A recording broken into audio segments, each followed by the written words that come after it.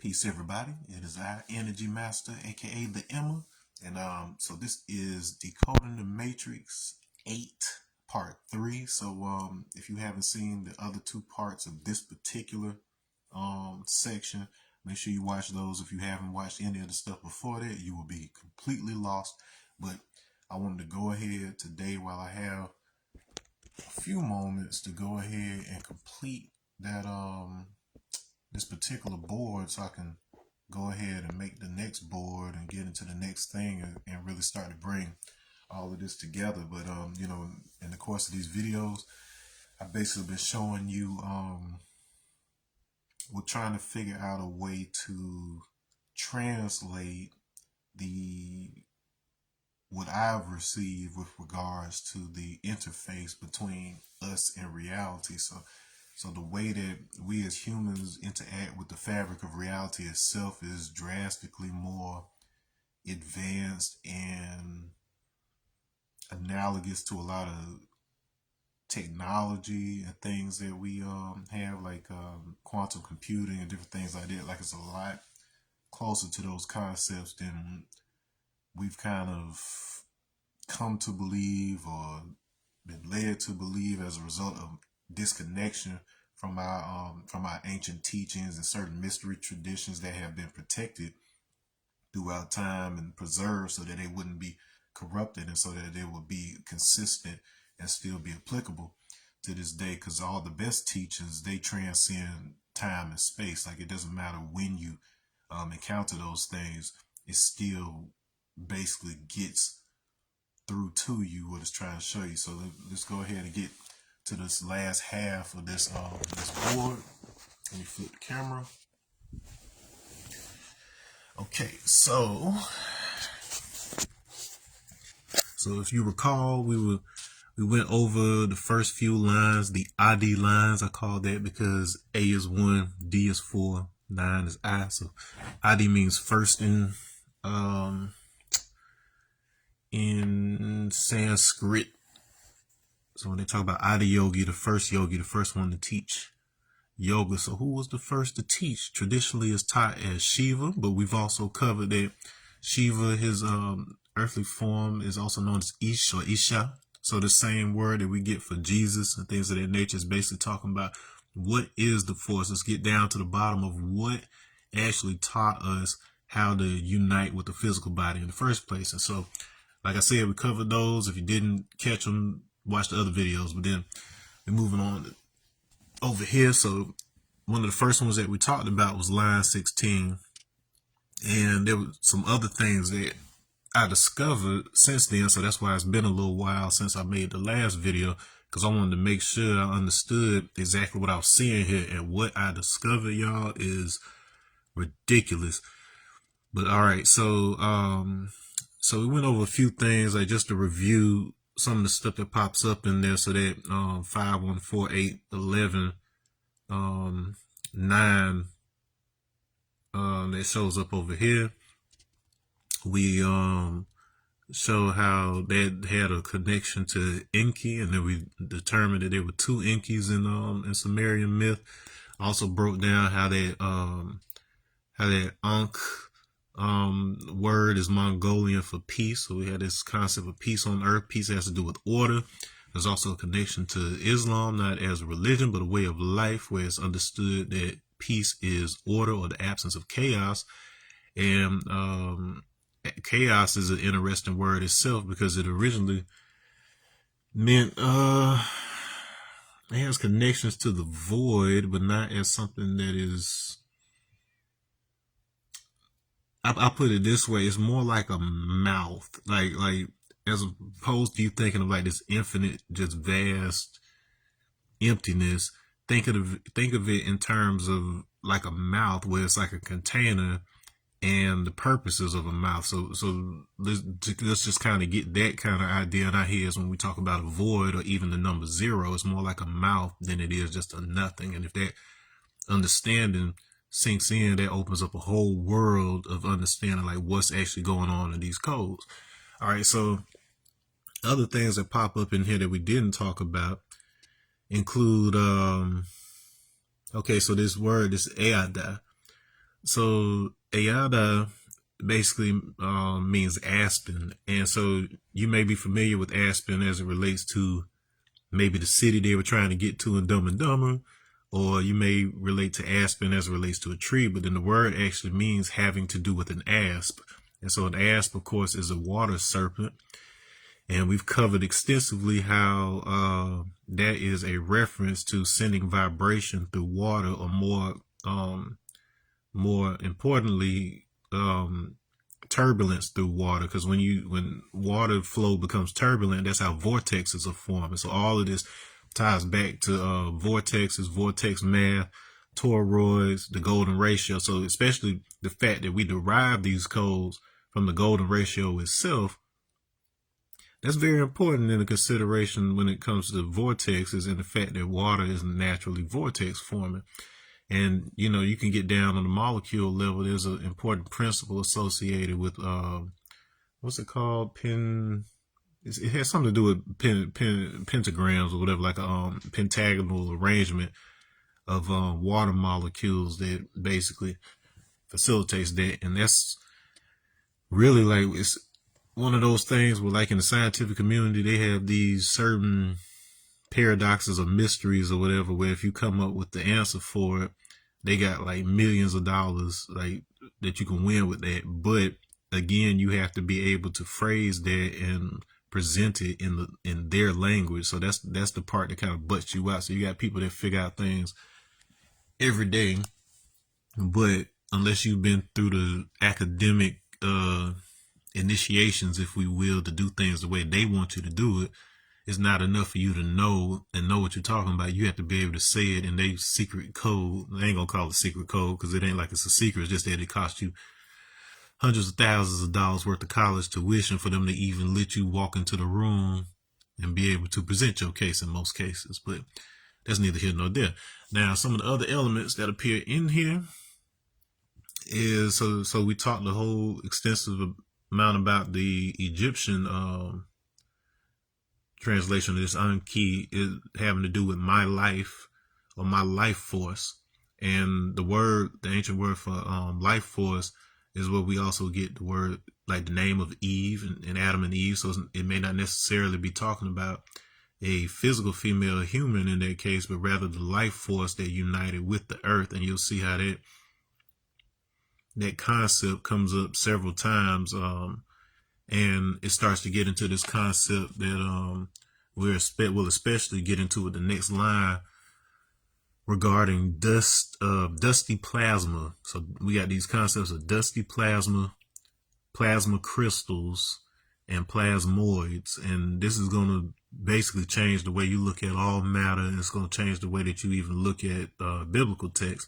And I'll probably end up doing a whole board on that, because really, for the sake of this conversation, I think probably if you're one of those who doesn't believe something is true unless it could also be justified by scripture, many of the things I'm talking about, it's not only justified by biblical scripture, but it is consistent in yogic teachings. So Hinduism is looked at as being the exact opposite of Christianity in the minds of Christians, but I tell you, it's all being sourced from the same codes of the universe, if you will, and it's just a matter of how they've chosen to preserve the memory of those teachings in the form of myths. So part of the problem you have in the West is, although you can take certain events or things literally if you want to when it relates to the Bible, but it's far more useful to understand them conceptually and look at them as myths that transcend space and time. Because if these were things that were handed down to these characters in the Bible from, a higher intelligence, from God, or whatever your interpretation is, you have to understand that force exists outside of space and time, and thus anything that's handed down is not intended to be taken literal in terms of only being applicable to a specific situation, but something that transcends space and time, such that it's applicable at any time. And so that's the inherent nature of the languages that these lessons were taught in the first place, because like Hebrew, for instance, is a highly vibrational type of language. And so it's the relationship between that vibration and the water, aka blood, in your body that is very, very crucial to truly understanding these processes. Because from what I've been able to determine, there's a simultaneous, and this is consistent with ancient Egyptian teachings. Is consistent with West African teachings like the Dogon, but they're whatever they teach, it's applicable on at least 3 levels, which is to say, just like it's relative to the present human society level, like that level of physicality, it also applies on the cosmic scale of how stars and planets and stuff like that interact with each other, and it also applies to on the quantum scale. So the way that things like your DNA is, so it's no coincidence that the binary orbit of Sirius A and B has like a spiral type, double helix spiral type of movement through space, the same way that your DNA has a double helix spiral. That is not coincidence, and they knew this back in ancient times. All right, so we got it. We talked about that water serpent. Serpent has to deal with word or membrane. So this extends from concepts of string theory all the way up to how vortexes form in water, all the way up to how black holes work. So they were giving you something that transcends space, time, scale, all of those things. All right. So another thing I wanted to point out that was in that line 16. And then once again, I'm gonna have to do a whole nother video on that line again itself, because that's probably the most important to our stage of spiritual evolution. But we have IO, which comes up. So there's AIO from 190. And in Yoruba, it means chameleon. Now, chameleon is an interesting word itself, because there's a distinction between 2 groups of chameleons. You know, chameleon, the lizard, they change color and so on and so forth. Now, these are unique lizards for a number of reasons, but aside from having hands that closely resemble apes in terms of the dexterity of their fingers, as well as having prehensile tails, meaning they got tails that they can use to hang from things just like a monkey. Chameleons, specifically the black-headed chameleon in South Africa, so like we're talking about in Zulu region, those chameleons can give live birth. So in addition to having these other qualities that are similar to apes, they have the ability to give live birth. So there's this interesting link. Like when you look at the old African myths and you look at the etymology, like across cultures, you'll see that there's this interesting connection between a very specific set of like reptilians and human evolution specifically. And the word ape itself comes from words that have to do with water. Like, water isn't the first thing that you think of when you think of an ape. Like, most things are named in such a way. I mean, like, most animals are named in such a way to where it kind of describes what they are, or whatever obvious characteristic there is about them. But ape is one of those weird words that connects into water, and it has a lot to do with not just attraction to water, but more specifically the way that roots draw water to them. Like there's a connection to celery in there that's weird, but but it all comes down to this process of increasing surface area in order to attract more moisture. And so that has a lot to do with our hair and the way that our hair works, and I'll get into that in a minute. Okay, so basically you have this evolutionary thing that appears to have happened where reptiles and mammals diverge on the basis of hair and or feathers. So that you either, the same gene that gives us tightly curled hair in people of African descent is the same gene that made it possible for birds to have feathers instead of scales. So that's an interesting parallel that you see come up oftentimes, especially given this avian link that we talked about, the Ankiel, where they talk about this this higher dimensional race that contributed a particular gene to us, the gene of passion, as Rick Smith calls it. All right. And so that's just something to keep under your hat. All right. So AI, you know what? I forget what it meant in that context besides mountain and stuff like that, but it's connected to something else. But then it was, which one? So AI was the aspen, and then, but I have to get back to you on that. But it also ties in. So we got this Ada, Io, Iho. So Ada we established was this water serpent. With the ass specifically, it also has to do with the word shield, and that comes from cobras having the that hooded, shield around their head. But at the same time, and me looking at this is me looking at it, just analyzing. This could very well have to do with the shell of a tortoise too, because tortoise shells have a specific link to that pentagonal shape of water molecules I was talking about, the pentagonal arrangement of 5 molecules.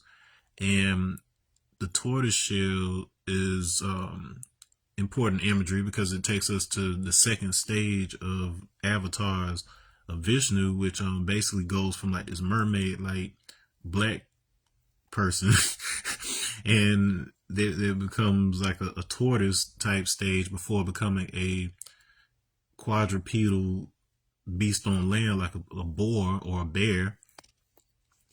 And that's significant because that actually follows closely the evolutionary path that's kind of accepted in science with regards to the move from amphibians to land, and how that whole thing went, eventually getting to a point of standing up and all of that.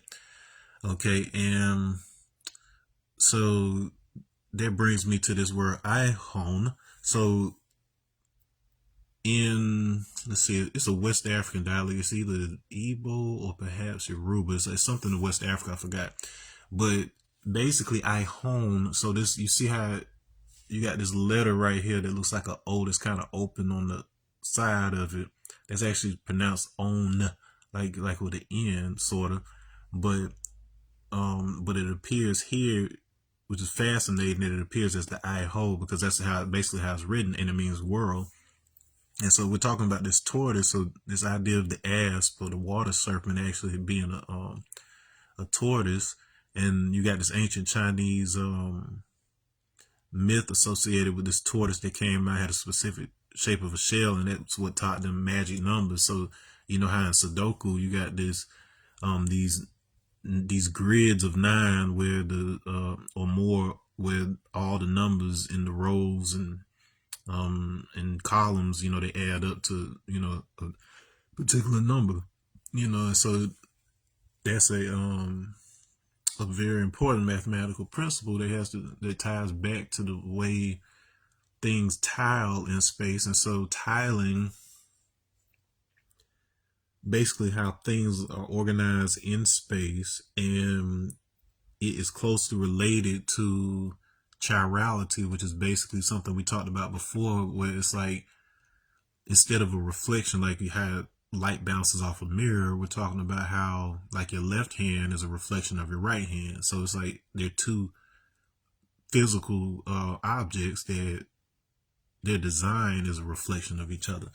And so that concept of tiling is closely related to our bilateral symmetry. So the thing that gives us a y-axis, which allows us to draw a line down the middle of our body, and then one side is identical was the flip of the other side. So that chirality is like essential to understanding our existence, because the gene that does that, the SOX9 gene,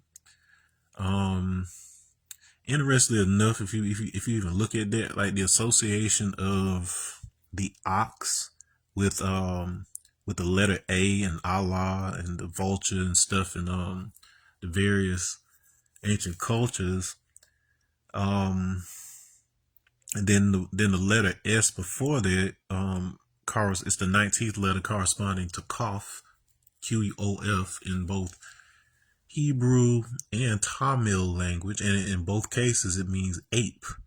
So that's an interesting connection. And so like that cough and ape is an important connection to understand how those languages are related, like how certain loan words were carried over between certain cultures that they say didn't really have much interaction, but then clearly there was some interaction based around that. Okay, and so so basically you could look at SOX9 as the ape ox. So the ape Allah is born. So 9 being born in the supreme mathematics. And then born is understood as manifesting from mental to physical. So we're talking about this idea of a primordial form that made its way into physicality. So if you look at evolution over time, you can look at that as, okay, so there had to have been some vibrational component that started out in order to organize the genetic material that would eventually evolve into what we are now. And so that means that everything about its self-organizing principles was instilled in the beginning of the formation of that genetic material. And so it had an understanding of which paths it was going to take in order to eventually become us. And so that completely calls into question the role of consciousness and knowledge and the role of the physical universe in terms of informing it. And then that concept gets reconciled when we get into the conversation about the plasmas, and then how the concept of breathing life into the dirt from the Genesis story makes a lot more sense when you understand what dust is in a cosmic understanding and the role that plasma plays in it. Okay, so world, the significance of world is that the word actually comes from age of man. And so that just shifts your whole world on its axis, because the world isn't necessarily the physical earth, but it's the way that our social and psychological drama unfolds and how we connect. So the world is what informs the state of life on the earth, and it's the cumulative impressions and the cumulative attitudes and memes and just the driving forces behind why we do what we do. Because humans, we're unique in the fact that how we think and feel directly affects the way we interact with our environment, and as a result of the way we interact with the environment, we have the ability to change it in ways that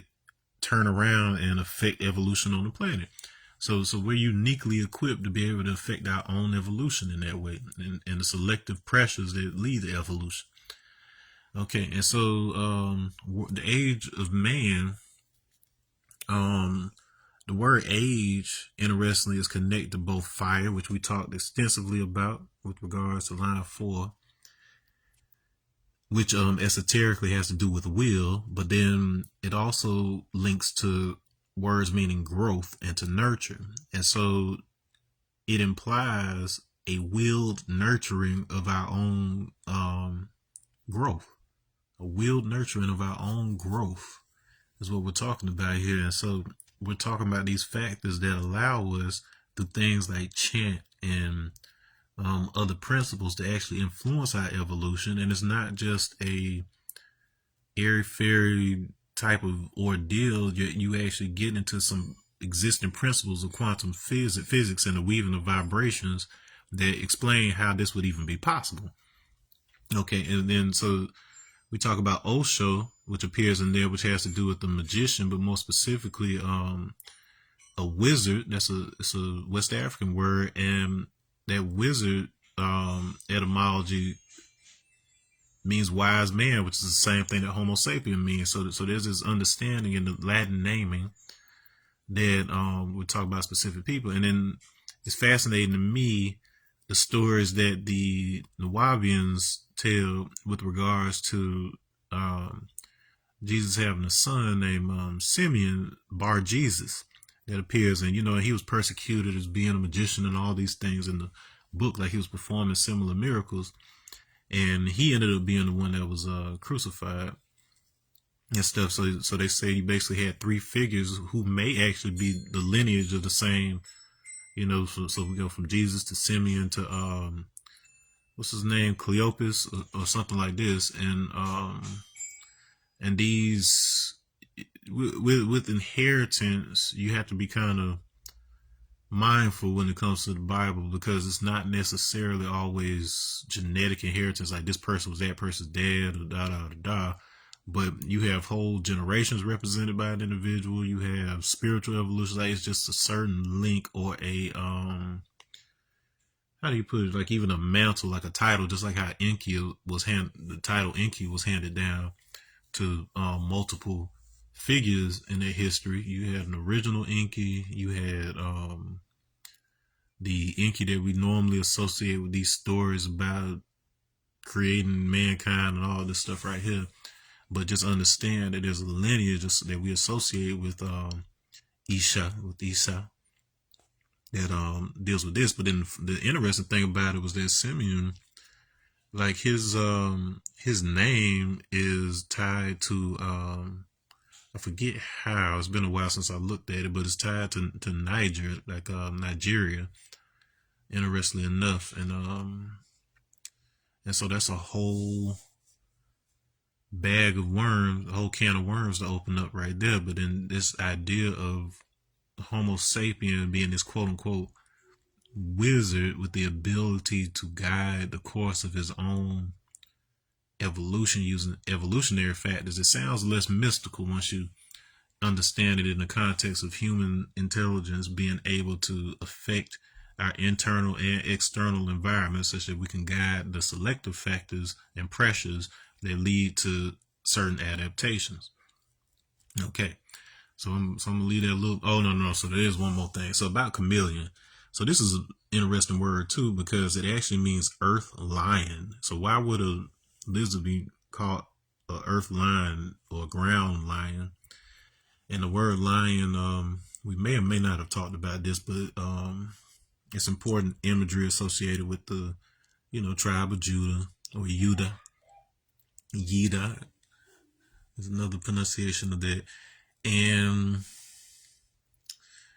lion, the etymology of it actually breaks down to something like a wild beast or beast of prey, and it can apply to both lions, dogs, or just wild beasts in general. And one fascinating connection I found out with the word dog was that the word tadpole is actually associated with it. So you have this amphibious stage, this water stage that amphibians go through before they become land, able to walk on land and stuff. And that's been likened in a lot of ways by certain traditions to the way sperm, we grow from a little tadpole type of little thing. And then that's fascinating once again, because that mutation of the SOX9 gene that gave us bilateral symmetry, the evolution of that gene, the mutation of that gene into the SRY gene is what allowed us to have a Y chromosome. So males of our species come from the same gene that gives us bilateral Y-axis symmetry in our body. So that's an odd connection right there, right? Those little tadpoles that we make. A vestigial remnant feature of a very early stage of our evolution, an amphibious stage, perhaps.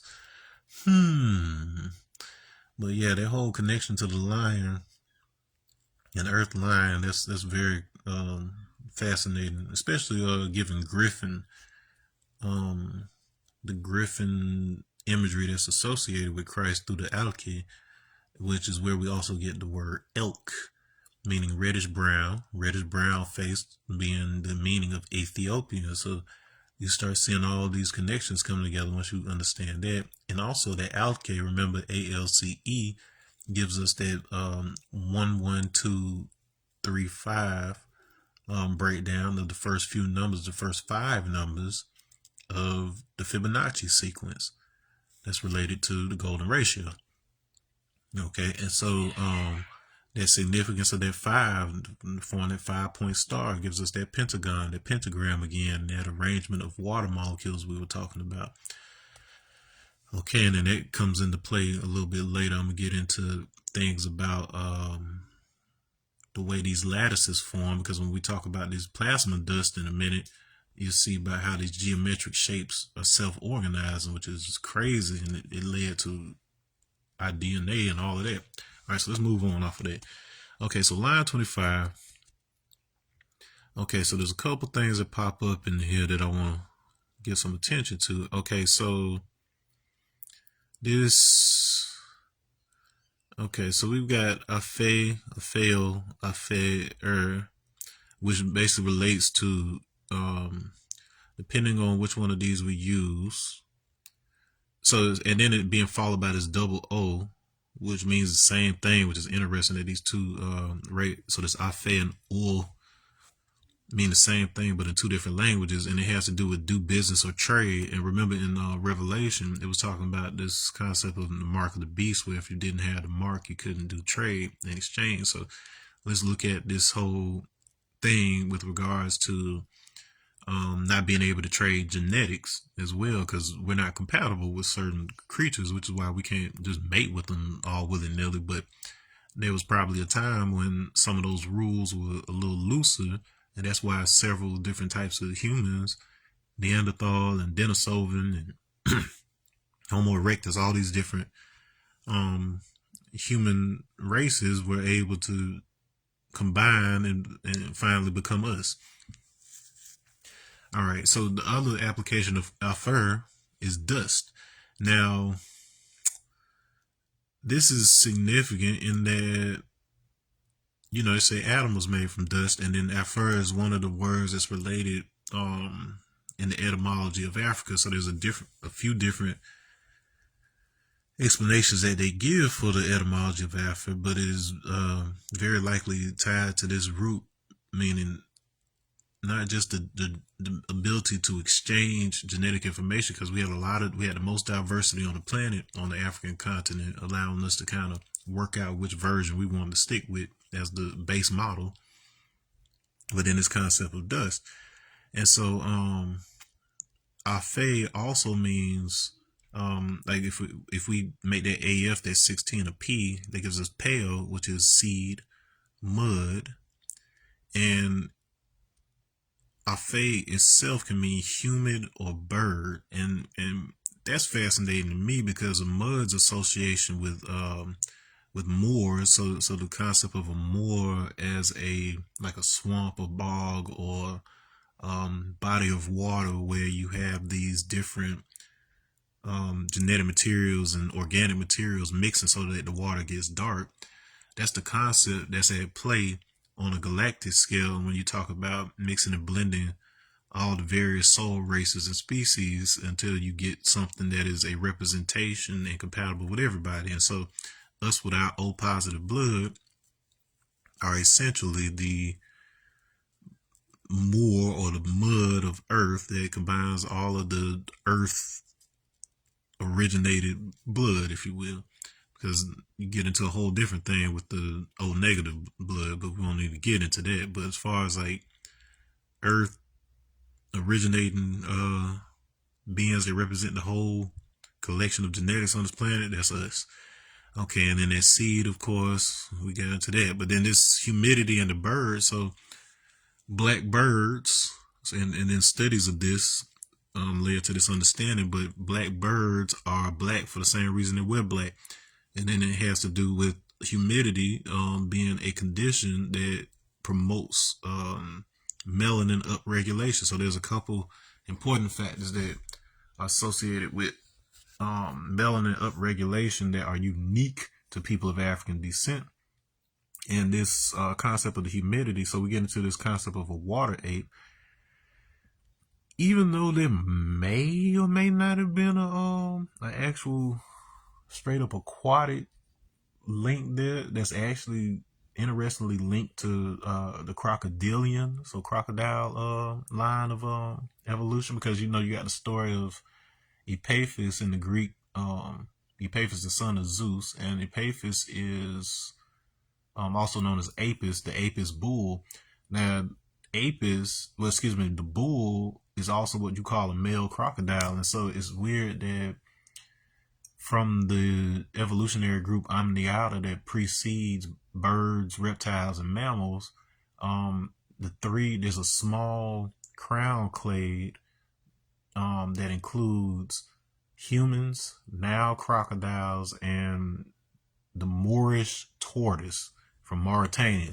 So these three creatures basically are the best modern representations of the range associated with Amniota. So that's a weird combination of creatures like Nile crocodile and Moorish tortoise. You can kind of understand because they're both reptiles, but then just jump the humans in that group. See, there goes the show that some of these things that some of these folks in the ufology or even in the Wapian territory are saying with regards to an aquatic leg of our evolution may be true, but then this aspect of humidity adds another dimension, because when you talk about in theosophy with like Rudolf Steiner, where he was talking about during Atlantean times, there was a stage where our existence was slightly more subtle and the air was thicker with moisture and things of this nature, so we could kind of not necessarily fly, but kind of leap through it, almost like swimming through air to an extent. And there was a time when the waters of the sea and the waters of the air and the atmosphere were less differentiated than they are now. So you had basically thicker air and thinner water at the same time. And so you had beings, or you had creatures that may have evolved in the birds. Like you look at something like a stingray and how it moves through water, like it's flapping and whatever else. And you can kind of conceptualize how flying creatures and flying dinosaurs, even how those would have been a possibility and made more sense during the time of Earth's development, like we talking about hundreds of millions of years ago, where the air was essentially thicker, so you can move in very different ways and not just be bound to land. So that could have been a factor. We may have been around, at least in some shape or form, much longer than we're giving credit. And then you had these people, these whistleblowers and insiders who talk about the Vatican having evidence in their archives of a race that preceded humans that was kind of like a flying, how do they describe it?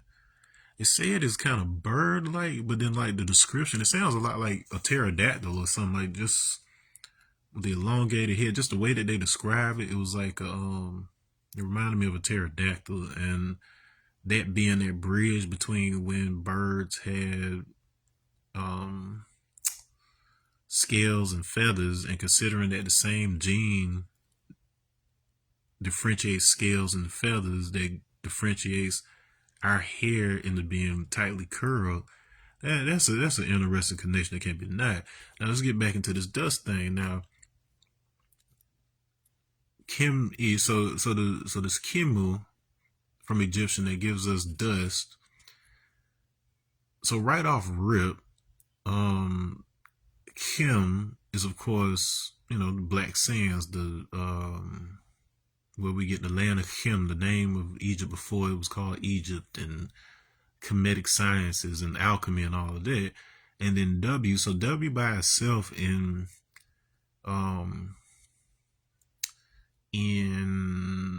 Egyptian deals with area or place. So if you look at it as the area of Kim or the area of blackness, that's an interesting connection to dust when you get into the concept of plasma physics, where you have this concept called dusty plasma, where you have dust, which is essentially ice at the end of the day. So what we consider dust actually starts in an ice form, a water form that kind of like dries out, quote unquote, out in space. And they find that in the vacuum, it organizes itself and creates these plasma crystals, which are like these geometric forms that when they form strong bonds, like they can change form, like they can change into liquid form, solid form, whatever else, but then be able to go back to its original shape and its form. And so this is a concept that is very important to the way that our DNA self organizes. And when you think about the fact that this is happening on a cosmic scale first, or maybe not, it could be the other way around, or it could be both at the same time, but you see that this is happening on a cosmic level and it's happening on a microcosmic level within our own DNA. It kind of positions us as the midpoint between that. So you can look at us as the interface, which we've talked about. And interfacing is very much tied to the conception of will and flame, because even the letter lamed, which means teach, learn, to, or flame, in Hebrew, it is associated with a underlying meaning of abstraction when you combine it with the Arabic meaning. And so this is to say that fire is representing our interfacing with reality. And then you can kind of see how fire is the bridge between light and matter, because it gives off light, but then whatever is burning turns into carbon and stuff. So flames associated with interfacing. And so we are that flame that's in between matter and spirit, matter and light. Okay. And so fire is a plasma. And then so we have ionic activity, just like we have both ion activity and electrical activity in our body. So it's very possible that we're just a very, very complex plasma being, and our evolution started with those plasmas and plasma crystals and dusty plasmas out in space. So the whole concept of air being breathed into the dust, especially when you look at the etymology of Garden of Eden, because it basically means enclosure of oaths. And then the oath you can look at as a bond. So it's like an enclosure created by bonds, and that's exactly what a plasma crystal is. Okay, and then we got this DDI, so DD with that diacritic is pronounced Jed, so we basically got a Jedi, which is interesting. So if you take it in consideration of Jed having to do with speech or prophecy or incantation, things of that nature, and then you bring I into the fold, I, self, Lord, and Master. So we get this concept again of being able to use voice, chant, the understanding of what language really is in order to program the language of your DNA and your evolution. And so once it's not as simple as all that, as I just said, it's like there's a lot more that goes into it. But then, case in point, there is a scientific basis for it, and I'll get into a little bit more about that once we get through these lines. And so just hold on to that.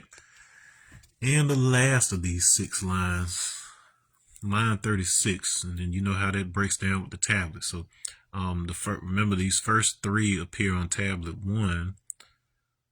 The line 16 appears on tablet 2 by itself, and then these last 2 happen to be the first and last line of the 3rd tablet in these 432 digits of 5.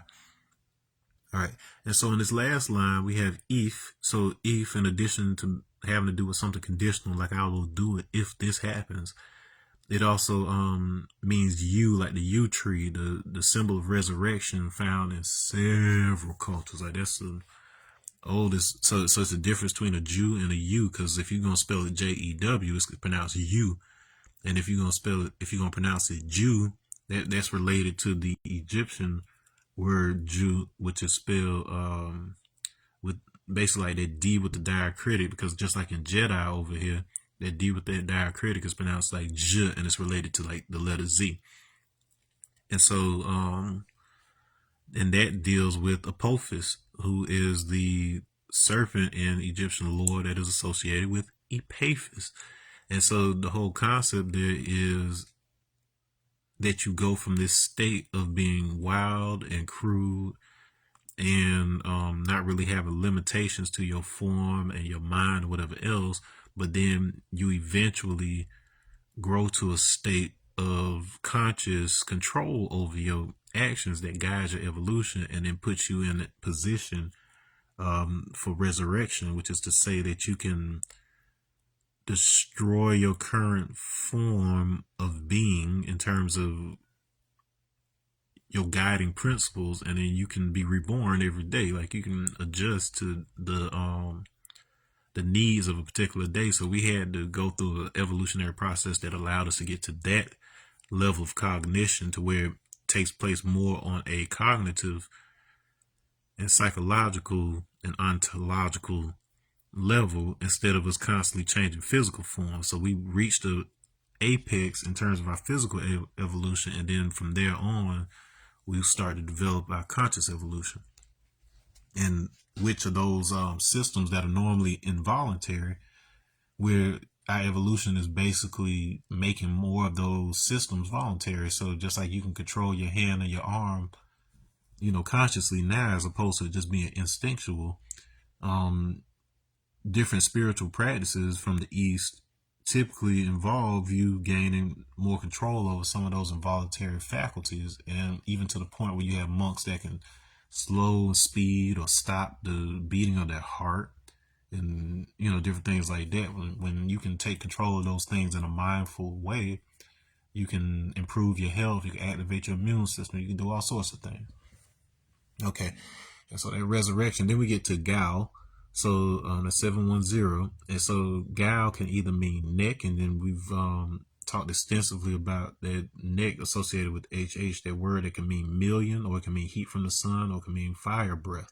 So we get into that concept of fire being will, so the controlling of the breath is the essential way that we interface with spirit, with the quote-unquote Holy Spirit, which is essentially that universal plasma that the whole universe and everything in it is made of. So if you think of it that way, is using the plasma within your body to interact with and communicate with the universal entangled plasma that is the basis for all matter in the universe.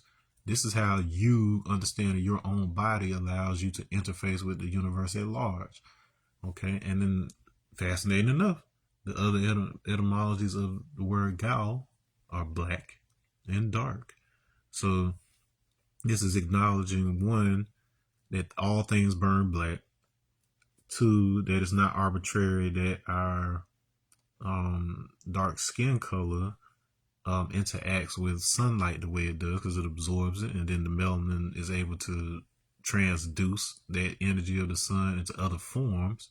So that is very much related to your ability to will cosmic forces as a result of that natural thing. Now, if you aren't darkly melanated, that doesn't exclude you from certain things, because, and I'll get into that probably more in detail in the next video, but probably one of the most important texts that you're ever going to read, and you have to read these in relation to each other. So within the Bible, you have genres of writing. So that's to say that depending on which book it is and who wrote it, is written, it can be classified as a certain type of writing. And so the book of Daniel is the same genre as the book of Revelation, which is like apocalyptic writing. And so there's a vision that Daniel has in Daniel 7 that is very much tied to some of the principles that I've spoken about in Revelation, particularly as it relates to Revelation 16. And it's no coincidence that 1 plus 6 equals 7. So this whole concept of 1 and 6 making 7 is very much tied to the chakras of our body, and the number and arrangement of chakras that we have along our spine is directly related to our height. So this idea that something smaller than us bred with something that's possibly taller than us, like giants, at least relative to those small ones, is pretty much consistent with what happened with like in the case of a lot of us as West Africans, people of West African descent.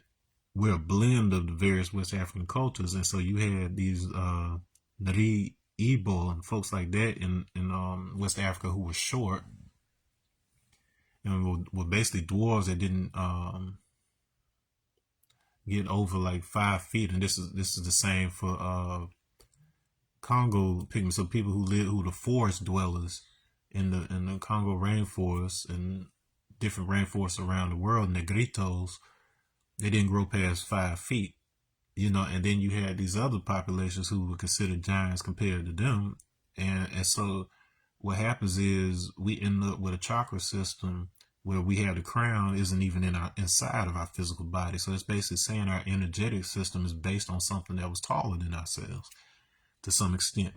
And so the evolutionary advantage of that, if you're taking spirituality into account, is that it means that we have some kind of electrical connection to space outside of our body through our electromagnetic field. And this is what basically allows us as humans to be a filtering system where we take in the more chaotic, crude, less organized signals from the feminine principle through the earth. So like the different vibrations that are coming from the earth, the different things we're getting from our food, all of that, and our body processes that energy and organizes it in arranged, less chaotic, low entropy ways. And once that energy is organized in that way, we kind of digest it. You kind of express, what's a good way to put it? You excrete it. That's a word that came up. So not making boo boo, but imagine. So you eat food, it processes through your body, and then it turns into this stuff that helps plants grow. Well, in the opposite direction, you bringing up energy just like a tree, that yew tree. You're bringing up energy from the earth up through your body. You're organizing it in a refined way, and then sending it by way of the crown chakra, such that those organizational principles are actually applied to the cosmic scale. So in other words, just as much as our body can be looked at as a physical manifestation of billions of years of cosmic processes that eventually led here, on the other side of that, through our spiritual and electrical activity, we're actually informing the way that the cosmos arranges itself. And so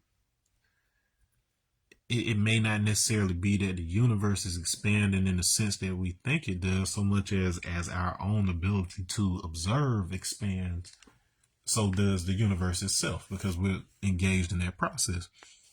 And so I have to get into the quantum physics stuff to explain how that would even work, but trust me, it is a very real principle.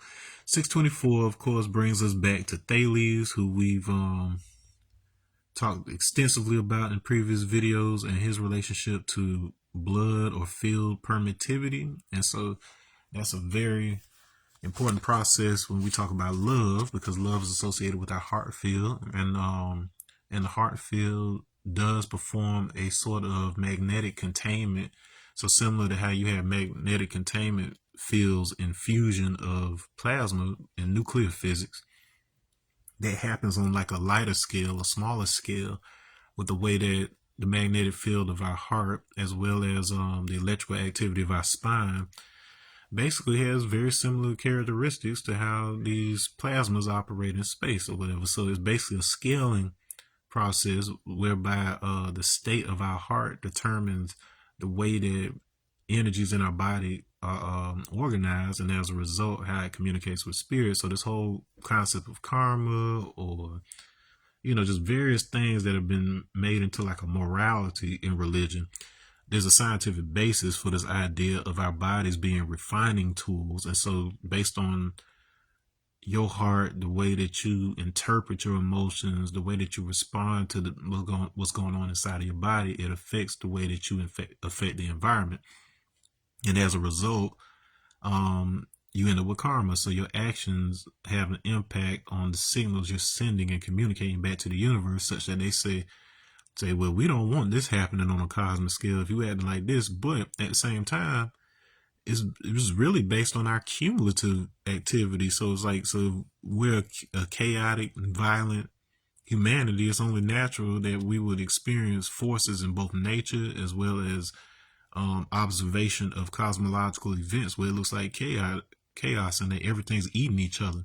That's because it's mirroring exactly what we're doing, and it's like a feedback loop where we affect our environment just as much as we're affected by the environment, because humans were in the middle of that whole structure, the pillar in between there, such that the way that we are affects the way that we become, and so we experience that as linear time, but it's happening all at once where we're effectual on the reality that is informing the way that we evolve. Okay. And so after that 624 BC, associated with Thales, who may not have actually existed, because Greek philosophers, that's a whole other nutshell, like aside from Socrates, who they killed. It's very possible that these early Greek philosophers and the first kings of Rome, not the emperors, the first kings of Rome, and all of these who are considered mythological, they may just be tied to these traditions of teaching the workings of the universe. But it brings us to this GDD, this whatever. But it actually comes from a Semitic root, which means to cut and penetrate, and it is a root that is associated with Armageddon. So Har, typically being associated with a mound or a mount. So they say they interpret it as mountain, but a mount is an important distinction, because in Hindu lore, a mount is kind of like this other twin aspect of you that it's basically like a counterbalance to you. So there's certain limitations that you have because of your personality. Your mount would be the thing that makes up for those shortcomings and is able to aid where you can't. So like, I think there was, like, for instance, with I want to say it was like Vishnu and one of his mounts, Garuda, who's an eagle. The concept was, the metaphor had to do with the things you could reach by being on the ground versus the things you could reach by flying. And it actually had more to do with spirituality, whereas there's certain limits we have as a physical human that our spirit can circumvent. So it deals with that kind of imagery. And so we got this concept of the mount that can penetrate. Okay, so it's this aiding thing we have that can divide or penetrate. And so when you listen to the theosophical explanations of the human soul evolution, where we had these Hyperborean first stage, I think they were first. It was Hyperboreans and Polarians, I think the other one was called, and the way that they describe the way that they bud or multiply and things of that nature, it sounds very much like plasmoids. Like it's wild how, they're just not getting into the science of some of these things, but this whole idea that theosophy basically accounts for these things that are now being supported by plasma physics is ridiculous at the end of the day. And so, you wouldn't have to multiply with reproduction, but then there appears to be a profound, what would I say? Like when you hear like stories, like say like ufology. Now, there's this common thread when you hear about beings like the Greys or whoever and you see, and when you see them, like you always see them. Some say that they may be wearing some kind of little suit, but you don't never see any kind of alien. They butt naked, but you don't never see no genitals on them.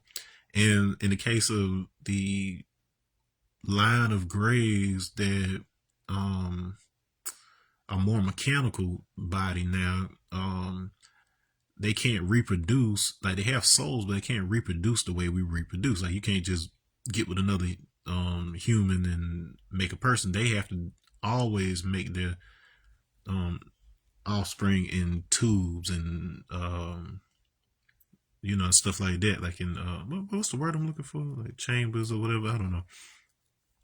But they have to grow their young, and so we have the ability to grow our babies in a pod inside of our bodies, and so that was one of the key evolutions that happened around the amniota stage. So you did end up with some reptiles like the chameleon and the monitor lizard that could give live birth. And likewise, you ended up with some mammals that could lay eggs like the platypus or the echidna. And so right in around in that stage, you can tell that there had to be a very specific set of changes that happen across the board in order for us to get to the point where we can grow people inside of our body. Okay, and so you get this connection between the mount and the water. So now with that connection to amniotic fluid, you understand how we have a aquatic leg to our evolution that takes place inside of the body now. And and that's where the speculation comes in as to whether there was a time where we had to undergo that process outside of the body. And then the short answer is of course, because we still have all the DNA of like the different amphibians and different stuff that precede us, but then certain portions of our DNA are just upregulated and more important to the type of life that we live in now. Okay, so that basically gets us through so Armageddon, this mountain surrounded by the water. So this so Meru, it contains the words for desert or pyramid in addition with that W again, so that same W from up here, area or district. So Mount Meru is typically understood to be synonymous with Mount Kailash in the yoga traditions, and this is where Adiyogi first appeared, Adiyogi Shiva. And so given that Kailash means crystal, there's etymology associated with that same word. Crystal, of course, also having to do with ice and frost and flake. And I told you earlier with that other line about this principle of that five-cornered organization of water. There's a whole math associated with these types of geometric principles with the molecules that carries over to its frozen form, and it causes them to the substance to have very different properties and different shapes. And so when you bring together these relationships between plasma and water with regards to how the underlying electrical bonds, the electromagnetic bonds between these molecules in the substance, you understand what's meant with Akash. Like Akash, the Akashic substance, which is a combination of all the elements, is essentially talking about those forces that bond everything together at the end of the day. And that's informing how the physical matter operates on the larger scale. All right. And so when you think of Shiva, who is that which is not or that which is becoming, and his relationship with Shakti, his wife, which represents the universal forces, you're basically really talking about a relationship between static electricity versus moving electricity, because moving electricity is what allows light to exist, because a moving electric signal produces its own magnetic field. And the magnetic field is what's holding their memory and structure and all of that stuff, because it repels things, it keeps things separate from each other. And the spiral of the magnetic field is closely tied to the Fibonacci sequence as well, like the distance between these spirals. Okay, so it's this combination of the golden ratio with this universal point of existence. And so when those two things come together, it forms the torus, the toroid. And so this is where you get this combined imagery of the Tawat, the underworld. You get this combined with Taurus as a bull, but then you also have bull as the male crocodile, which is associated with this amphibious idea. So this idea of being both in the water and on land at the same time extends to being both in the physical body and the spiritual body at the same time. And all of that goes into the complementarity talked about by Niels Bohr with regards to having two sets of characteristics that can't be measured at the same time. So when you think about a deity and his mount, you can look at that as complementarity. You can't measure motion and position at the same time. And so you can look at Shiva as position and Shakti as motion. And so those two things coming together have a child. And so one of the children that was made was Hanuman. So the seed of the two of them was placed in the Vanara by Vayu, which is the life force, the god of breath, which brings us all the way back to this stuff we were talking about earlier. And it was placed inside of a Vanara woman. Now, Vanara means forest dweller, not monkey.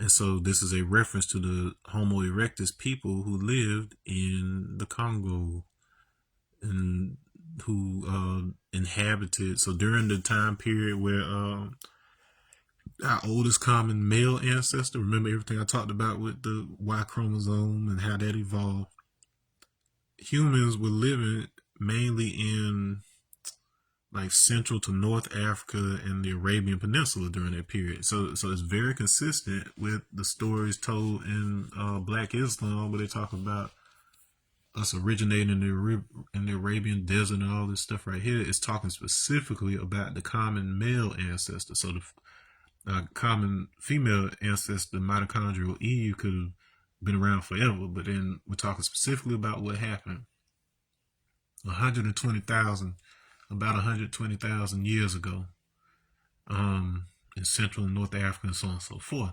So it's not nearly as far back as we would like to think. All right. And yeah, so this idea of the first yogi appearing in this way is very possible that that form has something to do with plasma physics, plasmoid, a plasmoidal soul, if you will, influencing the evolution of this hominid creature who the electrical activity within his body became sophisticated enough for him to be able to stand up straight, allowing him to be more compatible with more sophisticated plasmoid. And as a result, that served as the principle in forming the containment of the ionic and electric activity within the body. And so if you look at a soul incorporated in that way, and the soul being the individualization of the cosmic whole, the spirit, that explains these myths. So basically what's going on in your body, the ionic and electrical activity within your body is forming a contained plasma cloud in your body that can operate separately from the plasma that permeates everything in the universe. So on a scientific basis, it's basically saying the exact same thing that these spiritual traditions are, and they're just using different terminology and different ways of describing it using mythology. Okay, so I'm talking all this plasma physics stuff. I'm talking about somehow the electrical activity and stuff in our bodies connected to the way cosmic organization happens and all of this. So how does it happen? So I want to give you the concept of the ideal tetrahedron. So the tetrahedron we've covered is the most basic platonic solid, which is a shape that is dual to itself. So that means that you can fit one of those inside of one of those inside of one of those, on and on forever. And that is important because it deals with fractals. And so in fractal geometry, what a fractal actually means is a fractional dimension. So just like we have something that's one-dimensional, two-dimensional, three-dimensional, you can make objects that are in between dimensions and then basically serve as a bridge between the two. And so this gives you an idea of interdimensional communication on the basis of quantum relationships and structure. So we look at flat surfaces. Well, that flat surface is only flat relative to our size and position, because if we got a microscope, we can look at that same flat surface and see that it is a connection of a bunch of smaller objects, and then eventually you can see that it's a bunch of atoms that aren't even touching each other. They just have bonds that attract each other. And so in other words, what we perceive as a 3D reality, and don't worry, I'll do a whole video on this because this is the juiciest stuff I've ever encountered. But what we're perceiving as a 3D reality is actually a fractal geometry between 1 and 2 dimensions being arranged in a pseudo three-dimensional arrangement such that from exactly three angles, that thing appears 2D. So if I take a tetrahedron, so you've seen, they call them a Sierpinski gasket or a Sierpinski triangle, and then you have the equivalent to that in the Sierpinski tetrahedron. It's the exact same like triangle within a triangle thing you see in the yantra, the symbols in Hinduism and Buddhism, with the with regard, especially with the Shiv Shakti. So we were just talking about Shiva and Shakti and their relationship, how they come together. Well, their symbol, it has that triangle within a triangle that looks like the Triforce from Zelda.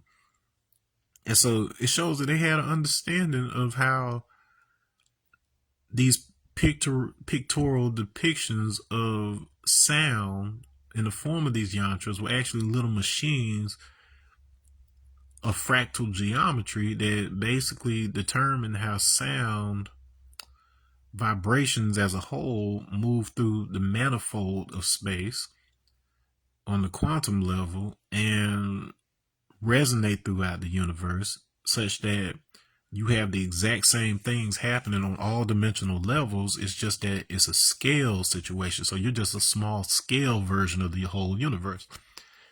And they knew this. And so what ideal, so when talking about an ideal tetrahedron, what you're talking about is a hyperbolic shape. So instead of it being a tetrahedron with straight and flat sides, you're talking about curved sides. So if you just imagine a tetrahedron with curved sides, you basically know what we're talking about with the ideal tetrahedron. And so whereas the corners of a straight linear Euclidean tetrahedron point towards zero, the corners of a hyperbolic shape, like an ideal tetrahedron, point toward infinity. And so what that means is that curves, and what I distinguish is that curved objects actually curve on forever, but there's a point at which those values become so small that it passes the Planck scale. And so it continues that curve in a non-local kind of way. And so that's really what's happening with fourth dimension. So the reason that the bending of space in Einstein's model accounts for gravity and changing the speed of light, that's because it's tied to that time dimension. And what I didn't know was that in Einstein's model, space-time is considered a four-dimensional manifold. So when you understand manifolds on the level of quantum physics, these little small spaces that basically help massless waves translate into physical matter, you start to understand how the reality is projected. In that case, like you have, it's like a flat surface, but then a flat surface could easily be a projection of a fractal geometry that resembles Platonic geometry, but just in another dimension. So you basically have 2D surfaces that are actually a projection of a pseudo 3D object in a fractal dimension, is what we're saying. So if you look at everything flat as a shadow of something from another dimension, you basically get the picture. All right, so that just changes everything about how we look at solid matter or 3D reality and so on and so forth. And it's fascinating that that thing that's giving these flat surfaces does that from exactly 3 angles, because that takes us into our cube. Like when we talk about the 3 surfaces of the cube and the fact that we're dealing with 3 surfaces, 3 tablets in this golden ratio joint or whatever, like that's mind-boggling how those things all connect. Okay, so anyways, there's a couple shapes that are related to this concept. So you got this, so when we take 3 circles, remember a circle is 360 degrees, so it's analogous So the wave expression of the face of a cube, we can only see three faces of a cube at the same time. So it's just as possible, just like how we look at it as having six sides, it's just as possible that you've got two of these fractal tetrahedrons organized in such a way to where we interpret it as this solid cube, but it's actually these two fractal joints that are informing a relationship between two 2D surfaces in our perception, and the changing of 2D objects is how we perceive motion, like in animation. Like when you have a bunch of 2D drawings that are shown in succession of one another, we perceive that as a moving object. That's animation. So this whole concept of the animating principle, which is associated with the element of water in fluid dynamics in the old school, is very much tied to what we're talking about here. And that's interesting because the icosahedron is the polygon that is most often associated with triangle faces, and so you can look at it as a complex organization of these basic triangular figures, the tetrahedron. So water as an organization of molecules of fire, aka plasma. So if you look at water as an arrangement of plasma, that starts to help you understand the bridge between these two things. It's fire and water, this male and female, this whole idea of how these two things work together. Okay, and so you got this other shape, which is the Klein quartic, which is another sophisticated manifold, which we've associated with that Ishango bone in a previous video. So that's interesting. We still got this whole motif of the three and the fire and the plasma. And then right here, what you have is this four-sided figure, four-cornered figure, which is actually a hyperbolic tetrahedron. So that little triangle shape that you see above it, that's basically what it would look like hyperbolic, because you'd really only be able to see, like if I tilt it like that, you really only be able to see the two sides. So it looks like a four-pointed figure, but it's actually this is one side with two of these flat sides of that tetrahedron right there. And so once again, because it has those curves, those technically go on and on into infinity. They don't end at those points. It goes on into infinity, but it gets so small that it's below the Planck scale and we can't observe it. So it becomes non-local. Like with atoms, there's a concept. So the word atom itself means it can't be divided any further. So it can't be penetrated, it can't be cut. Armageddon, the point at which it can't be cut anymore, is what Armageddon is really talking about. And then once it gets small enough, once matter gets small enough, it becomes non-local. So in other words, it goes from dealing with Shakti to dealing with Shiva. It becomes those massless waves. It's everywhere at the same time. And so there's an interesting mystery teaching in Ethiopian law. What was it called? There was a guy came up with the name Mela Wujet. And it breaks down how the soul races of Earth got here, how this idea of 91 days being one season, how the days are associated with this, and it helps to explain why the word deity that we use for God also means day, like a day of the week. In so many cases, it explains why the days of the week are named after gods and why each one of those gods has something to do with a particular planet or something like this.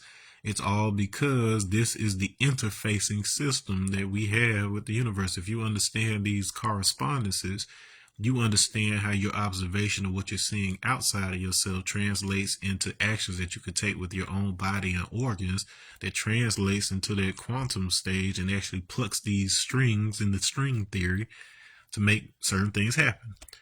All right, that is the scientific basis for what magic actually is. Okay. So that brings me down here. So an interesting pattern that emerges with this tablet, with this table, is that the first tablet has 3 lines on it. So with this, remember we talked about the leopard and reaction diffusion. So reaction diffusion diffuses based on squares. So 1 is 1 squared, 4 is 2 squared, 9 is 3 squared, and so on and so forth. And so this is how it's basically spreading out. So from a single point, it's growing out is what we're seeing. So we're seeing growth from this 1 to 36 degrees. Of course, a circle is 360 degrees. So that's 180 degrees. So a line is 180 degrees, but a triangle is also 180 degrees. So it's always interesting to think that a flat line and a triangle have the same number of degrees.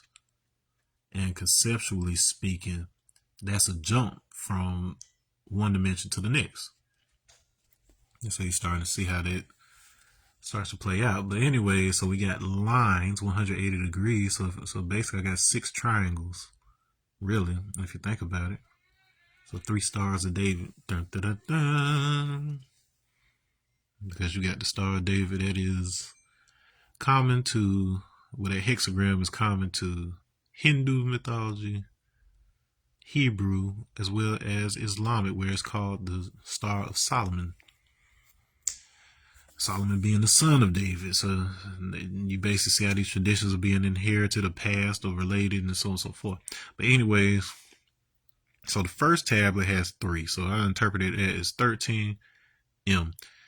M can mean water king or the combined meaning of source when you bring together the Hebrew and the Arabic. And then for us in the Supreme Alphabet, it's master. So M, master, one having 360 degrees. And who knows the ledge of his understanding. So who knows the edge of his. So you bring knowledge and wisdom together. Knowledge is observation. Wisdom is vibration. It is action. And so when you bring those 2 things together, you get an understanding, which is associated with the mental picture that is projected. So in other words, closely tied to this concept of where form is sourced. On the second tablet, we only have 1, which I interpret as 21, which is you. You is you or universe for us. So we got this connection between master, the universe, like we He-Man, but or it's just him, man. But anyways, Mu means water, and Mu is the name of another ancient civilization they talk about in theosophy and so on and so forth, beings that live in or around the water. Okay, and so something fascinating I noticed is that 13 over 21 has a similar relationship with 34 over 21. 34, so 13 plus 21 equals 34, so it's this gap in between there. So that means the distance between them is 1, so 21 over 21. And this is the same relationship that the golden ratio has with its own inverse. So the inverse of the golden ratio is the golden ratio minus 1. And this has everything to do with the inverse of the golden ratio deals closely with electrical pressure, so voltage, whereas the golden ratio itself has to do with resistance. So basically you've got a spiritual pressure to create form in the in space, but then you've also got a resistance that's held by space itself that's basically determined what can and cannot manifest in physical reality. And so you have a regulating tool right here, and that goes back to what we were talking about with Thales and the blood permittivity. So we have a combination of spiritual pressures trying to get things to come into existence, balancing out with environmental, where the space says, well, I know you want to put more people in the building, but we only have so much space, so we're going to have to figure out who needs to get kicked out the club so this person or that person can get in. And then you have a prioritization situation. We have a system, an interfacing system that determines what gets in, what gets out. It's the exact same principles involved with the atmosphere of our planet, same principles involved in the extracellular matrix of our cells, such that it determines through that membrane. Remember, serpent is membrane. It determines what can and can't get inside of our cell. Okay. All right. I forgot. Oh yeah, qua means quo, so that comes from the inverse of 5 version of these tablets versus the 5 version. So we got this connection between the Kwa people and the Pa. So Pa Nagaru is what they call us in the Nuwabian situation. And the Kwa people are all those ancestors of the Yoruba and Igbo and Dogon, all of them. And so we got this combination that comes together between the Pa and the Kwa. All right, so anyway, so for the last tablet, the third one, it has 2 of them that are determining boundaries from top to bottom. And so 32 happens to be 4 times 4 plus 4. And then we establish a relationship of that with matter. So the 4th orbital of matter it can hold 32. And so this is where we get into our more complex types of metals and stuff like this. So in other words, the first 3 orbitals hold 2, 8, and 18 respectively. So that's 28 total. So anything above 28, which starts with copper, which is a very important element in these conversations.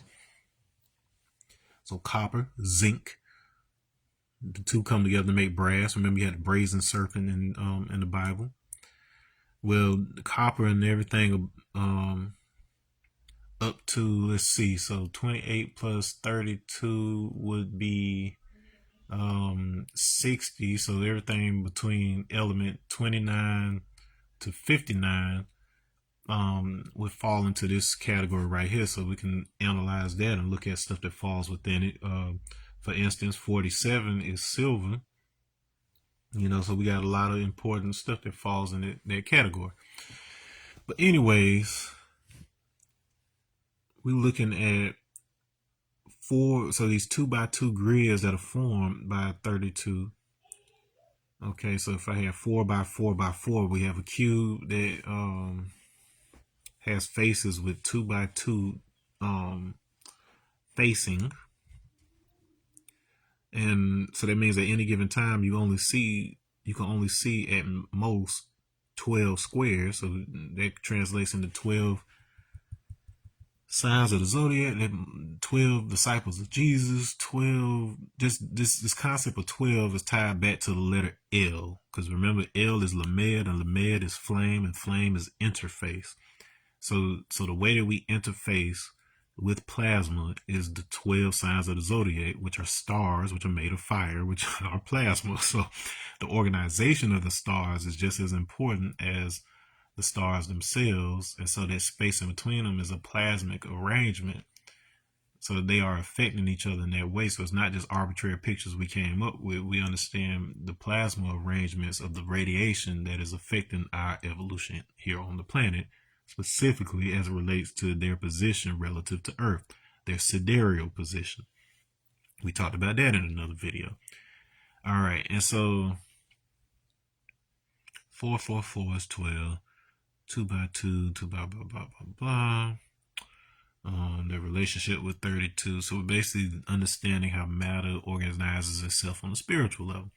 Now, square root of 32 also happens to be the equivalent of 4 times square root of 2. So if we're dealing with 2-dimensional objects,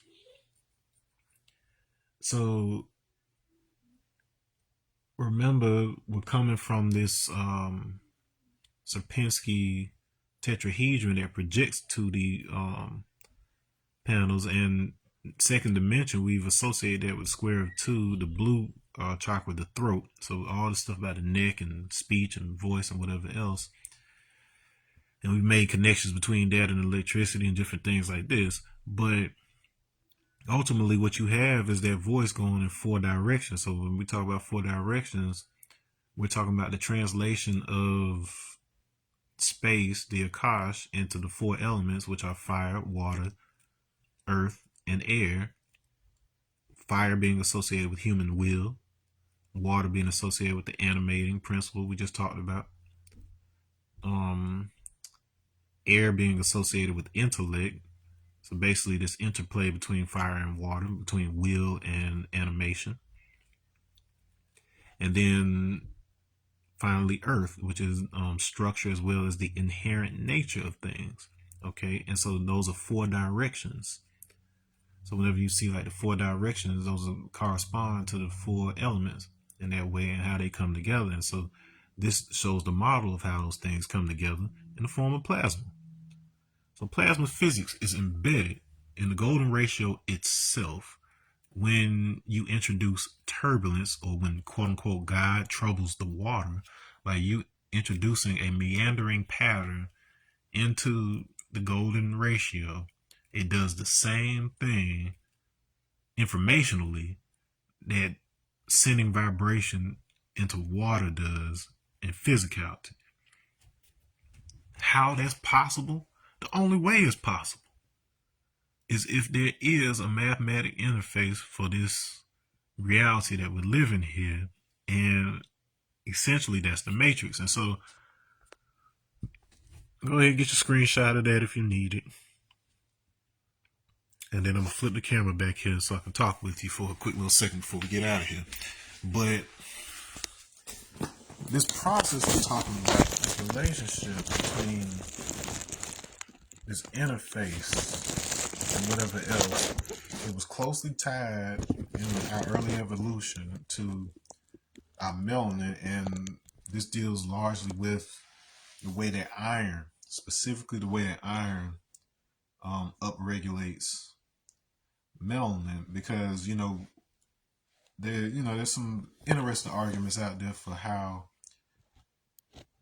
we as the original people of the planet evolved from like a mermaid or amphibious type of ancestor, the water ape, quote unquote. And they usually give you examples of how we're typically thought of as a hairless ape. So like we have more hair now because of different mixtures and blends that have happened since we've been on land. But our skin, the design of our ears to be able to keep water from going into it in certain ways, the fact that we still have a little bit of webbing between our fingers, all these different factors people look at as being evidence that we must have had an aquatic stage that's not being accounted for. But I think the most compelling evidence is something I discovered with regards to I can't call these genes right off the top of my head because I just learned about them, but basically there is a set of genes that are unique to people of African descent, including African Americans, that involves basically we have less hemoglobin and and less red blood cells, but we have more serum ferritin, which basically means that we carry and store our iron different from any other race on the planet. And what that allows is when we live in environments that don't have a lot of iron, it allows us to be able to store it in a different way. This is something that is common to creatures who live in low oxygen environments or who live in water. So basically the same thing that allows us to basically live on a vegetarian diet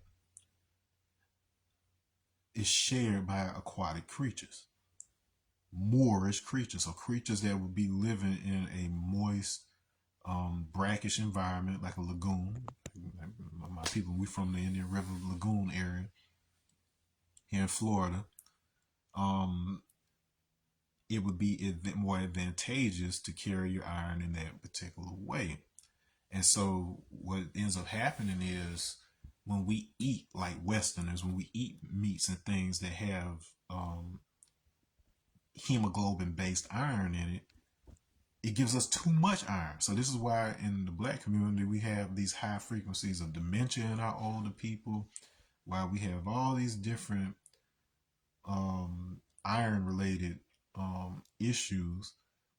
It's because our blood is not designed to carry the same level of iron as meat eaters because we were originally vegetarians. However, now in America, as African Americans, we've been blended to a certain degree to where we can tolerate a little bit more. It was an adaptation that we have associated with that, and that was kind of the evolutionary plan the whole time. Like we wanted to be able, we had to differentiate into different human groups in order to create certain adaptations so that in a place like America where everybody's mixing and blending, we get the best of all those worlds. And so there is a key difference between the role of the original black, brown, and yellow people, then the switch that happened with the Caucasian.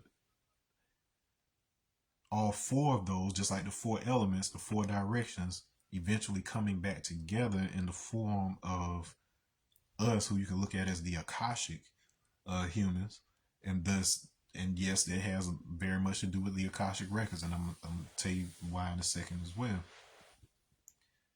Such that we are the record as African Americans with our specific mixture. We are the record of all life on this planet. But the other factor is that, okay, so when your shaft of your hair is round, it creates straight hair.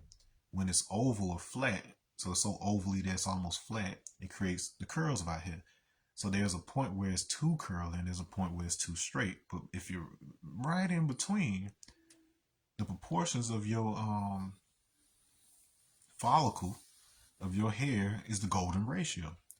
And so this is a trait that is common among people who would fall into the category of Pardo. So Pardos are mixed between African descent, Native American descent, and Caucasian descent, so European descent. And so that blend at a specific rate that's very common, specifically the those slaves who were in Georgia and Florida during that period of time. That specific mixture, it puts us within that range, and you see those bags that they hold in the carvings of Mayan civilization, Sumerian civilization, all over the world. The gods are holding those bags. The word follicle comes from the words purse and bag. So this whole time they knew that relationship, that golden ovoid. So the proportions are 1 to the golden ratio. That proportion allows your follicles in different proportions within your body to connect directly with the golden ratio, which is and that shape is also relevant to the intersection between wavelength and frequency. So the bridge, the interface between sound and light. And so this connection happens within your body.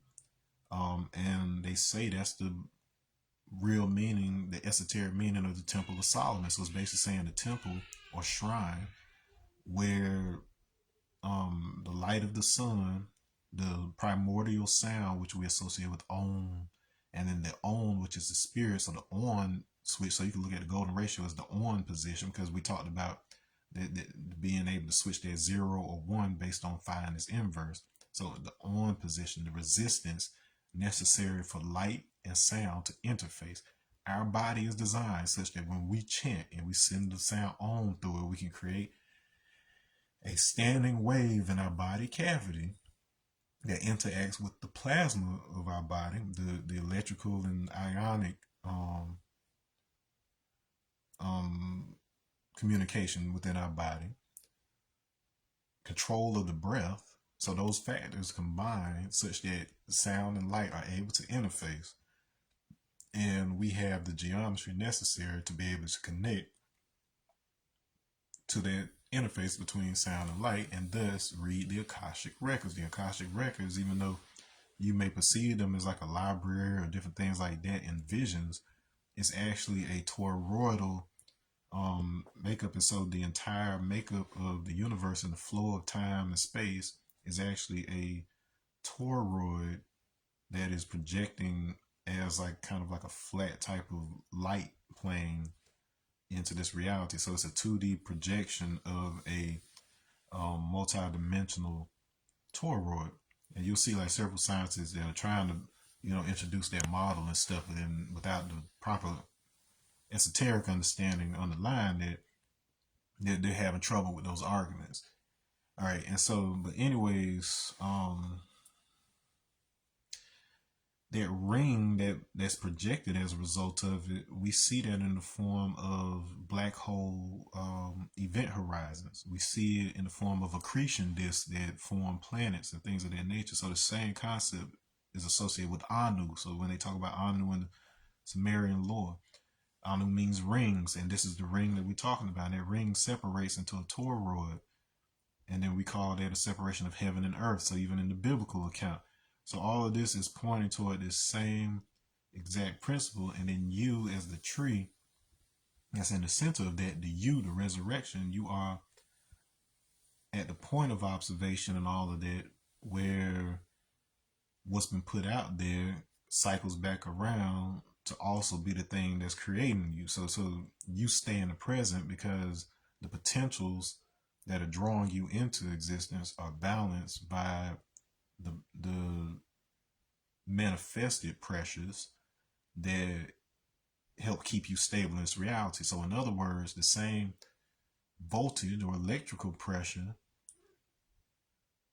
turns around and influences the resistance that you have in this reality to keep spiritual concepts from affecting your physical reality. So it's this balance, this growth, this exchange between those two things happening all in real time at one time, and we experience that as the present. So you are the union of the past and the future, and we just experience it as a single present.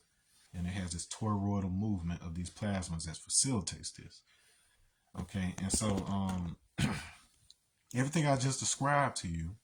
So the Kundalini process, I've told you in some degree, is contained in the symbolism of Revelation 16:16. So that 1 over the 6, the crown over the sickness in the body. That is where the word Armageddon appears, is in 16:16. So the overall 16th chapter, but then specifically with 16:16 is where Armageddon appears, and that's the encounter between the spiritual and the physical. And so to truly understand that, you have to look at Daniel 7. And so specifically at Daniel 7:27, and that's an important number, and I'll get into that in the next video, mostly because 7 plus 7 plus 2 also equals 16. All right, but for other reasons. But in 7:27, it tells about the birthright. So it tells who's really supposed to be inheriting the earth. And so the overall chapter, the 28 verses of this chapter, it describes the exact same story that they tell in Nation of Islam and in 5% with regard to the seed. So you had the black seed, and the brown seed, the yellow seed, and the white seed, and then you had another seed that came along, and so on and so forth. Well, basically, when they're talking about the different 4 beasts that come out of the sea, that first one that comes out is the black seed. And when they talk about the lion, it was a winged lion, so a griffin basically, that lands, and then it loses those wings, and then it stands up on hind legs like a man, just like I think it's the 5th avatar. It's either 5th or 6th avatar of Vishnu, right before Rama, because Rama would be the 7th. But anyway, so he stands up on hind legs like a man and is given the heart of a man. The second one that on there is like a bear that basically eats meat, eats flesh. The third one was a leopard. So the leopard comes up, and so this leopard is given it has these 4 wings like a fowl, 4 heads. So we talked about what the symbolism of 4 is. And then it was given dominion. So dominion is also the name of a class of angels, but they're basically the ones that control the stars and the planets and stuff like that. So you basically got these 3 cultures, which are basically the adaptations that allowed us, one, to be able to stand and have a heart like a man in the first place. You had the one that allowed us to adapt, to be able to eat meat, like cooking and stuff, and our digestive system adjusted to being able to diversify things we can intake. And then you got this third that was able to connect and understand the cycles of nature based on the stars. So this is our progression from the west coast of Africa to the east coast of China. All right. And then you had the fourth beast, who was unlike any of the others. So it didn't have an animal description. It was basically said to have 7 horns. Excuse me, it had 10 horns. And then another smaller, stouter horn popped up and then displaced 3 of those.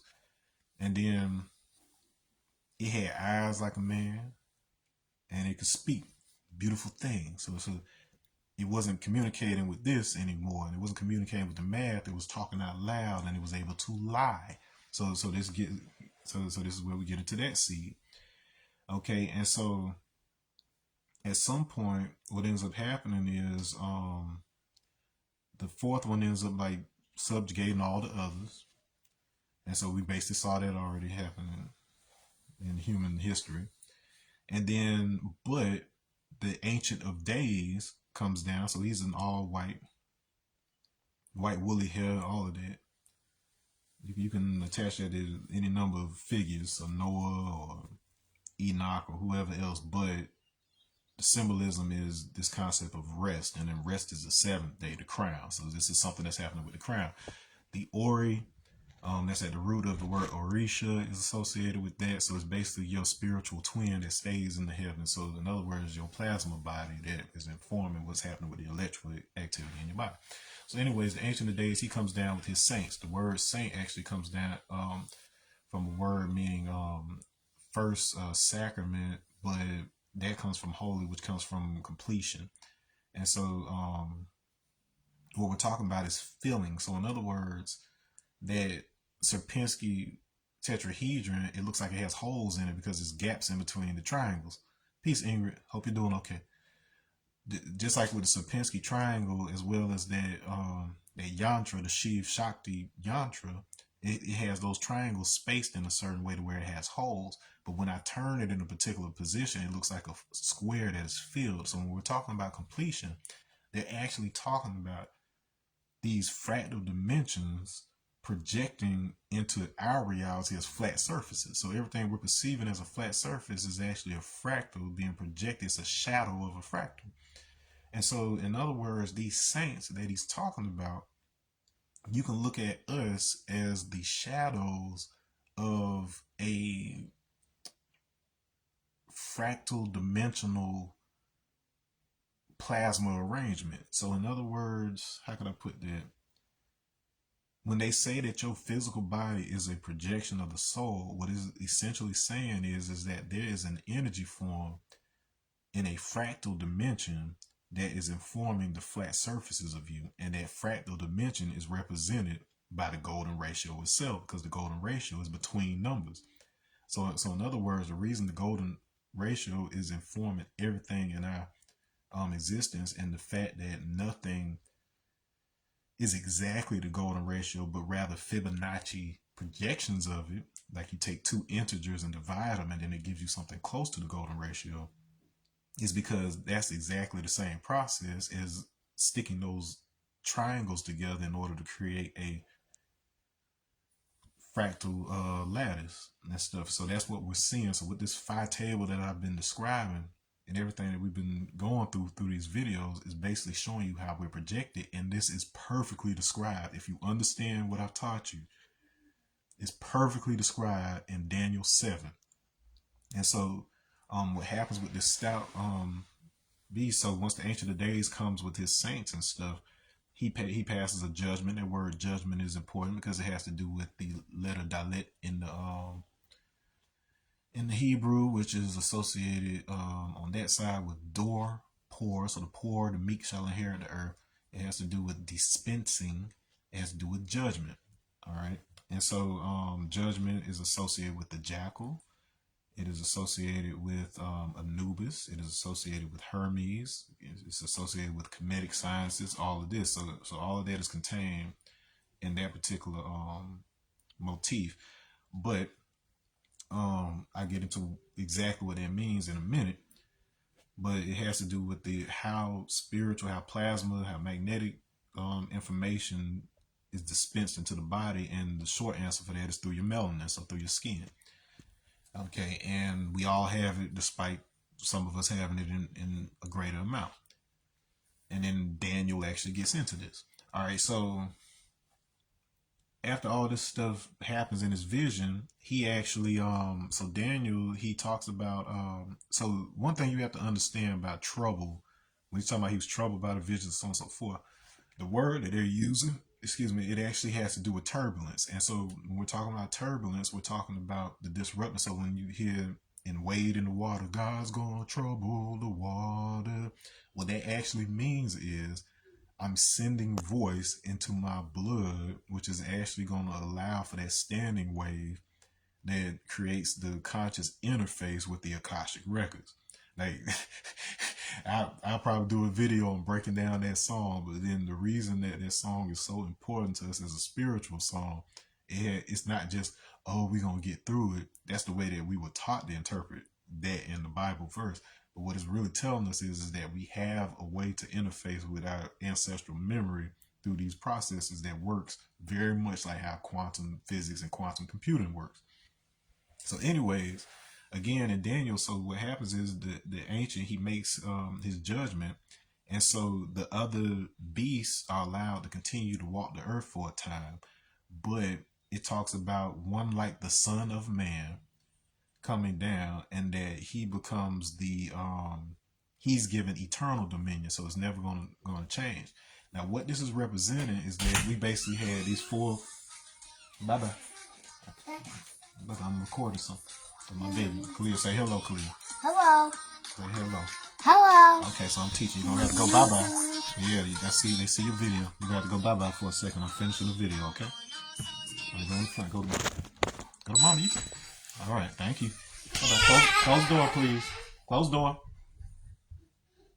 All right, don't worry about it. We almost done. But anyway, so in other words, it's talking about the four elements coming together. So human evolution took the exact same path. So those first four C's, the black, brown, yellow, and the white, were eventually energetically brought together first before we started to come together physically as the people of color in America. Now, in this case, what ends up happening is that fourth horn continues to like rule things, change things, and it's very interesting how relevant the descriptions he gives are to today, and I'll explain that in a second.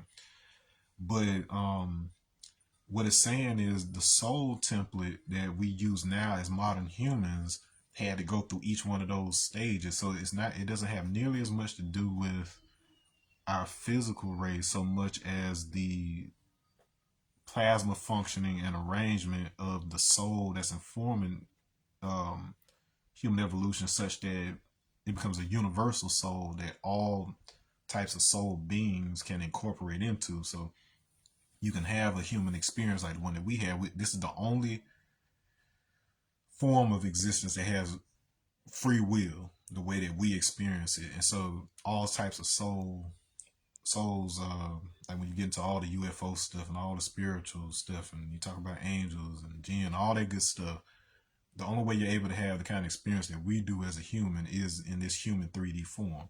And so now, by all those races coming together that were influenced by different soul groups, by them coming together in the form of the American person of color, it basically made it possible for any type of being to be able to incorporate as a human at that point. So that opens the gate, opens the door.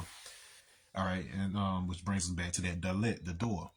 Okay, and so and that door is so that arrangement of the hair follicle it plays into this, so that golden ratio arrangement. Okay, and so when he talks about the trouble, he's talking about his cogitations, which is a word for meditation. And then he talks about the troubling, he's talking about the vibration. So basically the same thing that happens in the Shambhavi Mahamudra practice in yoga, where basically you have your chanting of Om, you have a certain breathing exercise that you do, and then you have a point when you just sit. It's basically showing you how to draw up the vibrations coming up through you, through the earth and environment, organizing them in a way to where your body is better able to project images that represent that information. Okay. Oh, let me close this door. Too much environmental noise going on here. This is important. Daniel chapter 7, y'all. Daniel chapter 7. Okay, hold on. If I can get this to stay up, why isn't my stuff staying up? There we go. Boom.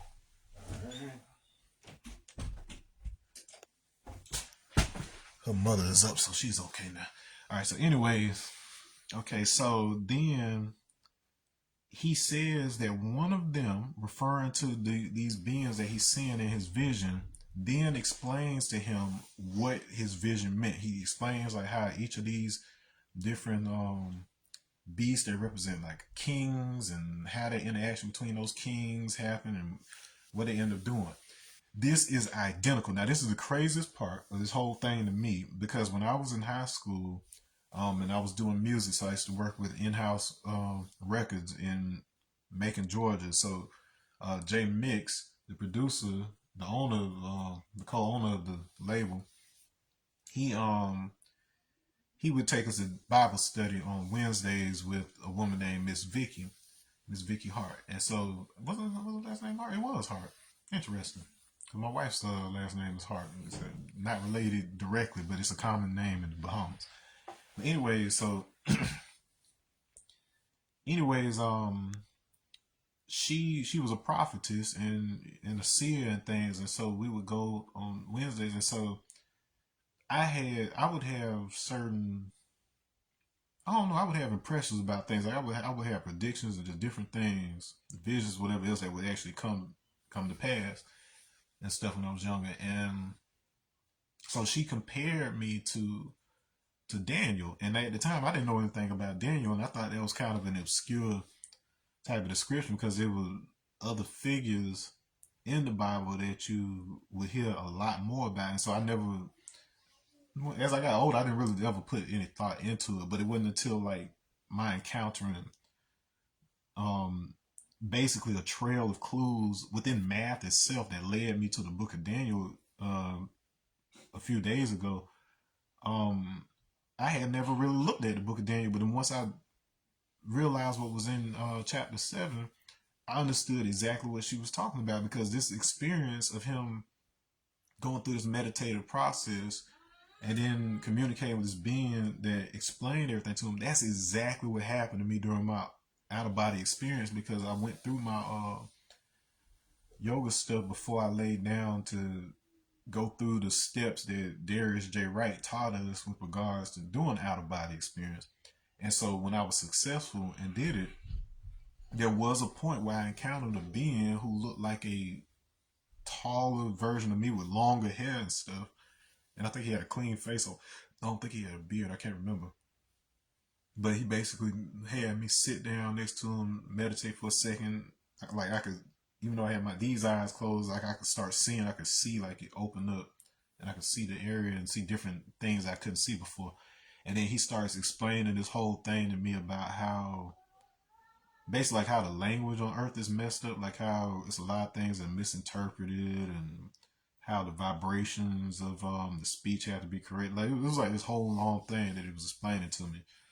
And essentially, once I read this in Daniel, like it hit me. I was like, oh, I know exactly what they're telling us. And so basically what that book is, so that chapter, what is it is describing is how, like now that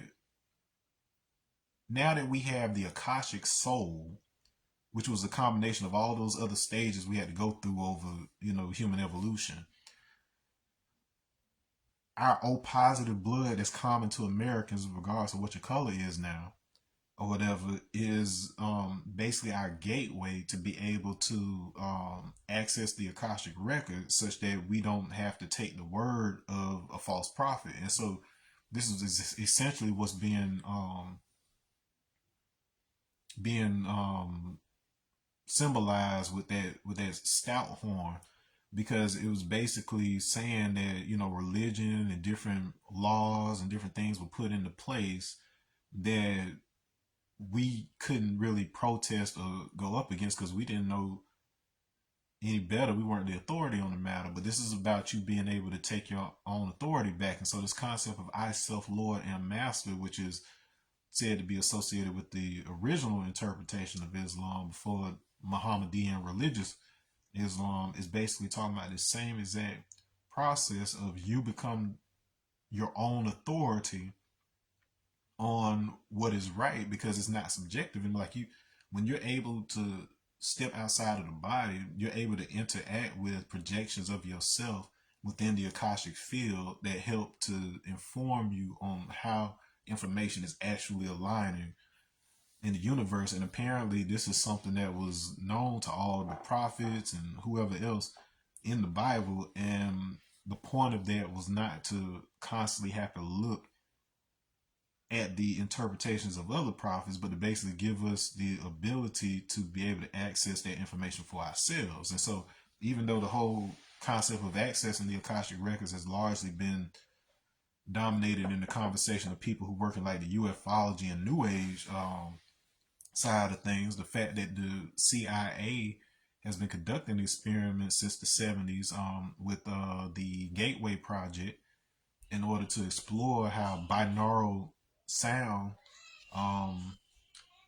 affects brainwave states and allows you to enter the outer body state. They've used it very effectively in order for surveillance and other things like that, above and beyond what you get with astral travel and all that other stuff or whatever. But we're talking about the difference between dreaming and you actually moving your consciousness into that plasma body. The exact same thing. Like if you ever watched like my first main video I did, the same type of thing that my biological father was talking about that he got trained on in Egypt with the military, that he told my mom about a few months before he died and stuff. And so Daniel is describing, I'm recognizing this because I've had the experience at that point and the understanding of the symbolism at this point. And I'm like, oh my God, he's actually talking about this process. And so what he closes with at the end of that chapter is the fact that he's basically saying that although, so the matrix, if you will, is actually like the 2D projection of our melanin. So if you look at this as being said matrix that connects us to the overall matrix of the universe, what he's saying is, though he doesn't have the matrix written out on his body anymore, so he's basically saying he's either lighter of skin, so that kind of stops the debate around there, and I'll get into that a little bit more in a second. But he was saying his heart is still in his heart. So whenever you hear about the mother or the matrix or the matter, so he uses the word matter, that's the word that he uses in the King James Version. So I don't know if this is across the board in all the versions, but specifically the words that they use in the King James Version are intended for you to be able to make this connection I'm talking about right now, because they're using Masonic and esoteric language in order to translate the Bible. But anyways, the matter that he's talking about is that he doesn't have that same melanin connection on the surface, but his heart feel, when the heart is trained correctly, the overall electromagnetic field that it projects serves a similar purpose of you being able to access the Akashic record. So as opposed to it being something that happened automatically with dark skinned people of Africa, which is why we had such advanced divination systems, now it's become available to anybody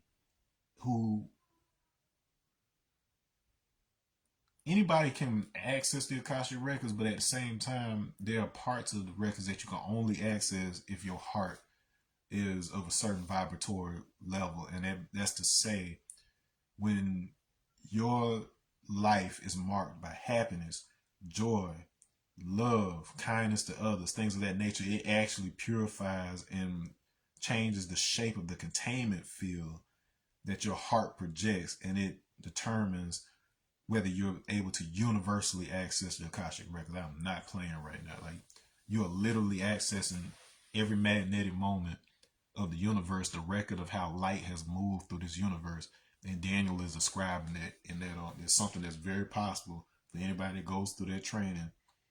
But you also have to have the type of heart that would allow you to expose yourself to the Bible, the Quran, Vedas and the Bhagavad Gita, like if unless you're the type of person that's willing to understand the connection between all of the mystery traditions of the planet, regardless of race or culture or religion, you're not gonna put the pieces together in order to be able to access the Akashic records in the way I'm describing right now, to where it's not just something that you can't prove to somebody else. I know how to turn around, just like I've been demonstrating. I know how to turn around and show you the mathematic principles that are recording the Akashic records at this point. So it's not just hearsay through me. I know the techniques that you need to learn to be able to access it yourself so that your body is able to pull in and download the information. But I also know the math, the physics, the science to be able to translate it. And that's what who I'm assuming is either my higher self. I interpreted him as Adi Yogi, but what I understood in that moment too was that the first teacher is your higher self. So the first teacher for any one person is your higher self, but your higher self is one with everybody's higher self. It's all just an emanation of the same source, the same supreme being and stuff. And so you can basically look at it as your soul being the individualization of the collective information. So it's like your soul just organizes it in a specific way so that you can interface with it, and you can gain unique experiences through that particular type of soul that go through a filtration system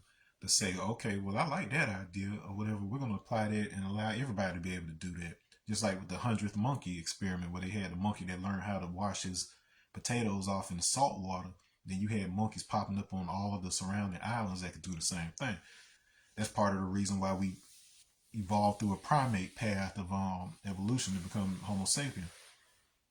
Okay, and so yeah, so basically this process of getting lighter and then the mutations that led to a differentiation between the Caucasian and others, we've got to let go of this concept of hating people or their differences, because those were essential steps in creating what we are today, the type of soul that we have now today.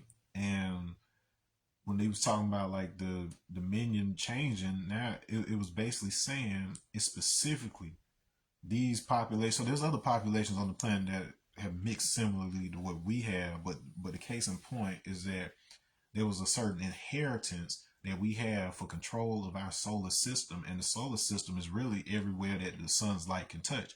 And so this, what we're experiencing as the universe expanding, is actually the expansion of the, so as the light of the sun travels and it's going out, further, further, further, it never stops or whatever.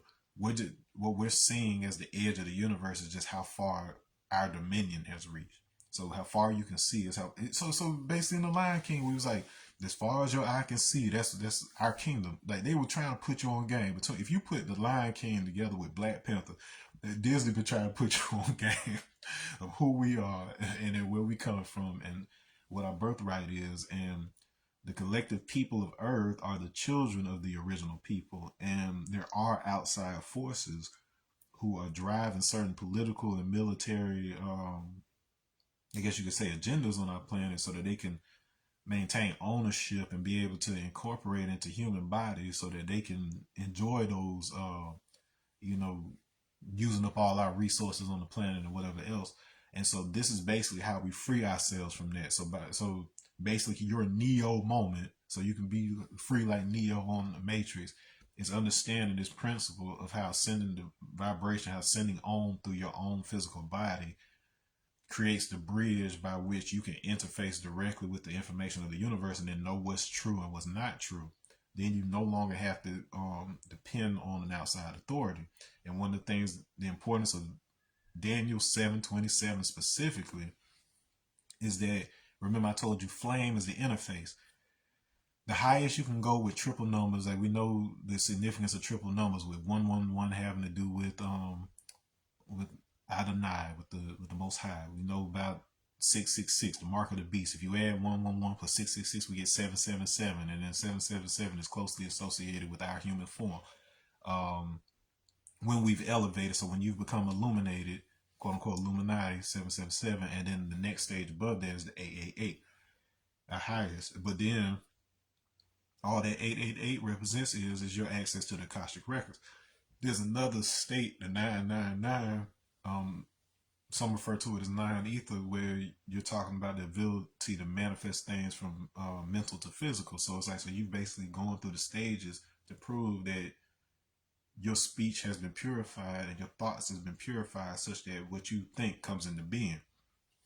And I've told you about ways that I've experienced that in real time, with like telling somebody I was going to work with Wu-Tang, and it not just being coincidence, but me knowing exactly what things I needed to say, not like magic spells, but just knowing where to position language and vibration, such that I ended up being able to work with. All right, and so that 999 is if we put it back into our matter principle of that 9 times 9 plus 9, and getting the square root of that and everything, that corresponds to the square root of 162. 162 is 16 and 2, so that's P and B. So that's lead. So when we're talking about lead, we're talking about Saturn. Saturn's rings have a golden ratio proportion to the actual body of it, and it very much resembles how a black hole or a accretion disk for planets and stuff, like all of that looks, right? So when they talk about Shani Dev in Hindu mythology, the god of karma and order and justice, it's a black dude that rides on a crow. They literally telling us straight up that's who we are. Like with a god of Saturn, and Saturn is the, within our solar system, it is the planetary manifestation of time itself, which is Kala, which is Shiva, the supreme being, and basically the reflection of source. Okay, and so we have a connection to Andromedans. So the physical Andromedans are, they make a distinction in ufology between the Andromeda constellation versus the Andromeda galaxy, but it's the name vibration, the word Andromeda, which basically has to do with like the mediating human, if you will. The mediating humanoid is where it comes from. And so our Andromedan lineage is tied back to Vega, and it's tied to the mother principle, so the matrix principle. And so we have that direct link to the underlying spiritual forces that brought the physicality into play. And so as a result, the Andromedan Council are the primary representatives of Source by way of Saturn. Saturn having been a being who is the first and only to reach what we call seven level consciousness. And seven level consciousness, they call them the Council of Seven. So there's several very, very ancient beings that are part of the Council of Seven, and it's more like their consciousness combines into one consciousness on the other side that is informed in certain forms here. And so this amphibious race associated with them called I think the Troglodytes or something like that, Troglodytes, I want to say, they're part of this Council of Seven according to certain classified records. And this is from the same person who was talking about the whole mermaid connection. So somehow this German dude was saying the exact same thing that they've been saying in Black Islam, and I know he wasn't at the mosque, or he wasn't in the cipher. So, so for him to know this, like somebody had a source that corroborated these things that was being passed down through these Moorish teachings. And so, but once again, understand that doesn't necessarily have to happen entirely in physical 3D, but then in these other stages, they get condensed into the events that unfold in 3D.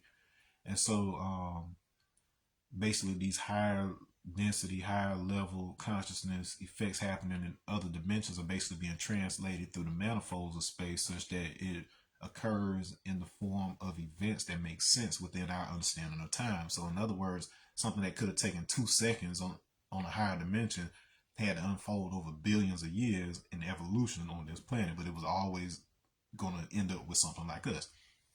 And so this frog-like race, the Troglodytes, they walk like humans. They about actually they're exactly 1.6 meters tall. So that motif of the 1 and 6 comes back again.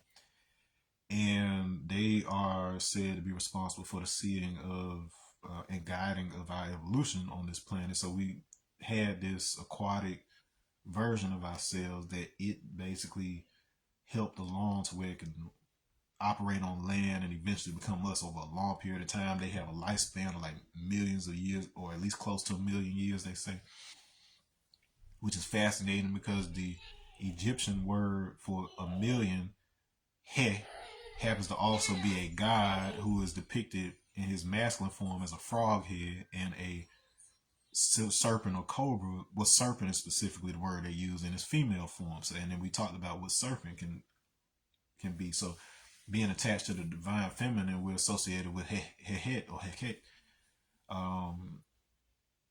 That mythology surrounding that or whatever. So it basically covers our whole evolution from the higher spiritual realms all the way into our physical reality and how that unfolded.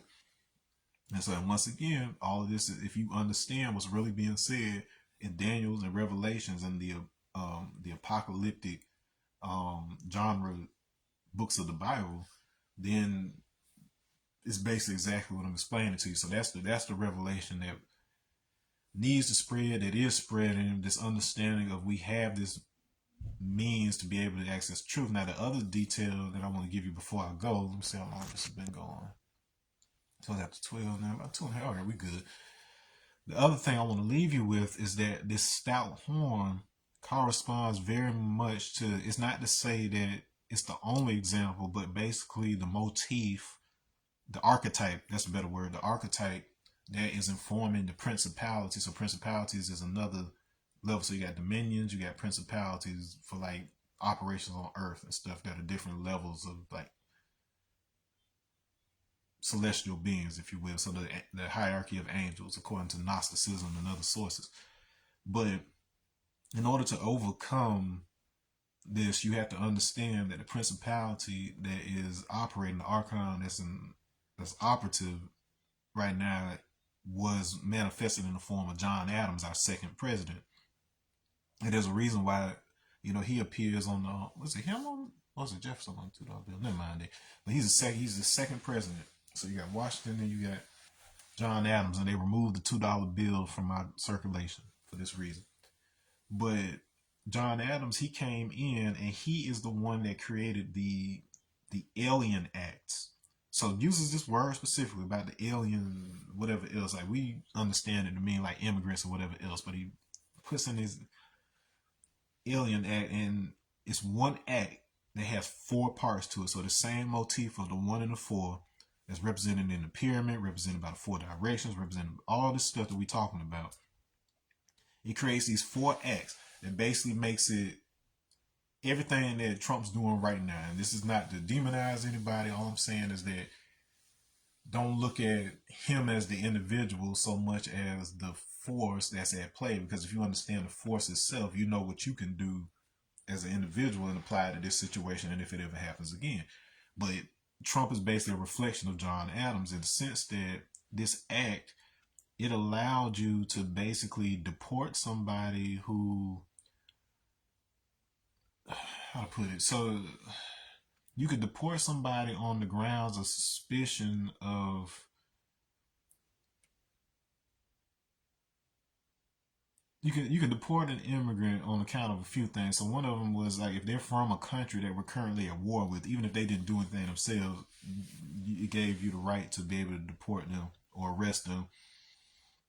It gave you the right to, if somebody spoke against the government or its officials in the media, whether it was false or not, in a way that they didn't like, they had the ability to be able to arrest you on those grounds or deport you on those grounds.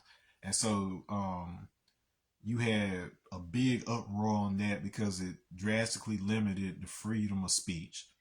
And so the platform associated with that is largely what allowed Jefferson to be elected in 1800. So basically we're seeing this exact same set of things play out over and over cyclically. So the quote unquote end of days is always happening. Like it ain't something that is going to happen once or whatever. It's like it comes back around until we figure this out. And what I'm talking about right now, it's an axis. So it's basically circling around the axis. It's not a linear time. It's a toroid. So it's both axis and rotation at the same time, like our planet. That's how time is working. And so as long as we're still orbiting around the same principles, we're gonna keep getting the same results, is what they're telling us. There's not no end game stuff. It's limitation, it's border, it's field game that we're looking at. And so the game that we're playing is that with these alien acts that allow you to be able to target people for disagreeing with your government, you have a direct issue with authority based on what you can and cannot say. And when you understand language on the level of what I've been teaching in these videos, you understand that the only thing that you need to be saying is really that primordial sound, and those sounds that activate your ability to connect to the Akashic space and be able to access information yourself. Like I'm talking about, like I pull so many accurate scientific principles and mathematical stuff that I should have had to go to college for like 20 years in order to be able to learn or whatever, like just off of it. And now I fully understand how some of these people, like in these videos, like what they're doing and talking about. But my unique contribution has been going through those stages in such a way where I would be able to articulate it to you using math and science, and not necessarily having to rely entirely on an esoteric or foreign culture description of it. And then what that allows us to do, once you understand the coding of it, you can then turn around and create new mythologies, new stories, and different ways for us to preserve and protect that information, because that's what Hollywood really is. It's the ability for us to encode that type of information, get it out there on a large scale without the government being able to legally say, oh, you're saying something that's harmful to me or whatever. Like, no, you've put it in the form of metaphor. You create a movie like Avatar where they're invading another planet, and you got these indigenous people with blue skin, like they talk about in the actual ufology about Lyra and Vega, we are said to descend from. You could put that out in the form of a fictional movie, the way that James Cameron did, but you going out here and you saying it in a way that exposes like how the certain things that the government is doing or whatever. They might arrest you or whatever, and then they were given the right to do so then. So they've had different things to kind of combat it and change the language and different things since then. But that's exactly what Trump is playing on. So I think the hard part that has always been with dealing with people not liking Trump and things that he does is that he's doing things that are well within his constitutional rights, unfortunately. And the only problem is that we're only learning how the Constitution works and only learning these loopholes and stuff because he's exploiting them. And so in a way,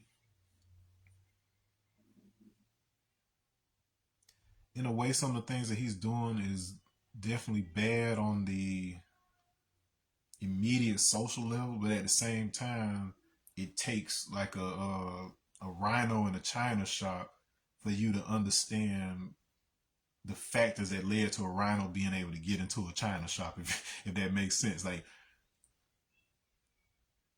you can put blame on him in the immediate sense, but at the same time, you have to look at what were those doorways and those back doors and those holes that were left in the Constitution that would allow somebody like him to be in that position of power in the first place. So don't focus your energies on him. You got to focus it on on that, and then the power structure may seem entirely too powerful for you to be able to address, which is why we've been taught for hundreds of thousands of years to go within. And that's not just a metaphor. It's literally telling you you have an interface with the principles of space and time that allow you to access information and understand the language necessary to translate that information into laws that not only have the support of the people of Earth, but it has the support of the very laws of physics themselves, such that no matter what somebody may feel about it, it's naturally going to grow into a certain direction anyway. That's the type of power we're talking about. And that's the type of power that we're talking about giving back to the people, but at the same time, understanding and having accountability on our personal level to understand that's not a power you just like. It's not that somebody's going to try to stop or limit you from getting it. It's that your body physically will not do it until you get your heart and your mind right, and your relationship with the spirit right. So no amount of memorizing scripture, no amount of religious practices or rituals and whatever, no amount of that is going to be of value to you. It's just going to be like running a hamster on a wheel. It's like it's not going to be of any value to you until you purify the language that you're using to understand it. Until you know the universal esoteric meanings of this stuff, you will not understand any of it. It's all based on the same alchemical principles. If you understand the relationship between the 7 classical planets, our 7 chakra system, the 7 days of the week, the 7 notes, whatever, that 7 is your key, which is why that number 7 is so important in so many ways. Saturn was considered the technically the 7th planet at one point, or whatever, until certain things were destroyed and certain things were moved. Okay, and so the position that it's in. Oh, hold on, am I doing that backwards? Hold on. So let me see. So you had Jupiter in a particular position. They moved when you had something was removed, so everybody got downgraded. That's right. And it's something. Okay, yeah, that's right. Okay, so you had Uranus, which is in the 7th position now, but originally you had Saturn in that position, and then Jupiter was right behind it. And so basically you just have this idea of this hierarchy, this concept of us having had a particular chakra system. Then we took this form, and then the current system we have is designed such that you got 6 in the body. You can extend that to 2 extra ones in the legs if you want to interpret those, because they have to do with your so they have to do with the past, if you will. And then you got the one above that has to do with the I guess you could say future, in terms of potentials, electric potentials and stuff like this that you could pull into the space from spiritual connection, right? Okay, so that's it. Like this, I really don't have to do another video in this particular series. I can do outside videos to help expound on some of the things I talked about it. But I think I'm pretty satisfied at this point with closing this particular series of Decoding the Matrix on that note. So ultimately, that's what I want to leave you with. And the purpose of me even bringing up that 999 is that if you look at the square root of 162, that lead that's associated with that Saturn, the square root of 162 gives you 12, which is L. And I told you what 12 does. It's the interface, the abstraction. Followed immediately by 727. And at 727, I'm pretty sure at this point that it's a reference to, there are certain relevant dates, like 727 BC was the first date that what's his name? Was it Piney or Pine?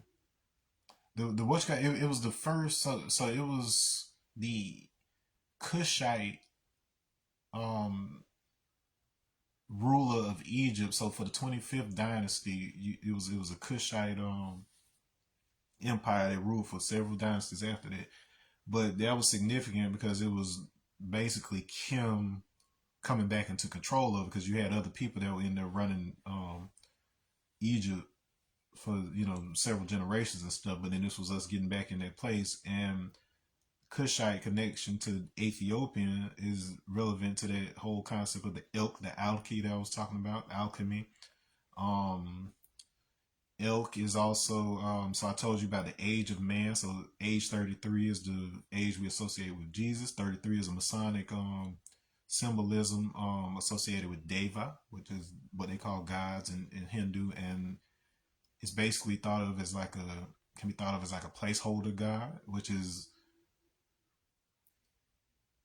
really a reference to Heru. So Horus, because Horus also has to do with a concept that allows us to be separate from, have separate existence from other things. So that concept of a soul is involved with Horus. the child motif, if you will. That's the same associated with Jesus. Um, that age, remember the age was the willing or the growth of it. So if you're saying the growth of the horos, the growth of the soul, the soul evolution, this is what we're talking about.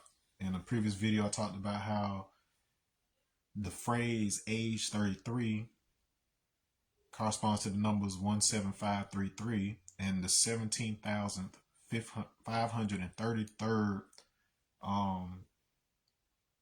letter that appears in the golden ratio is so it spells a biff, but then it actually forms a L, so that A and that B, that 1 and that 2 can be made into a L. And so a biff, the Hiram Abiff that they talk about in as the master builder in Freemasonry, also gives you the word life.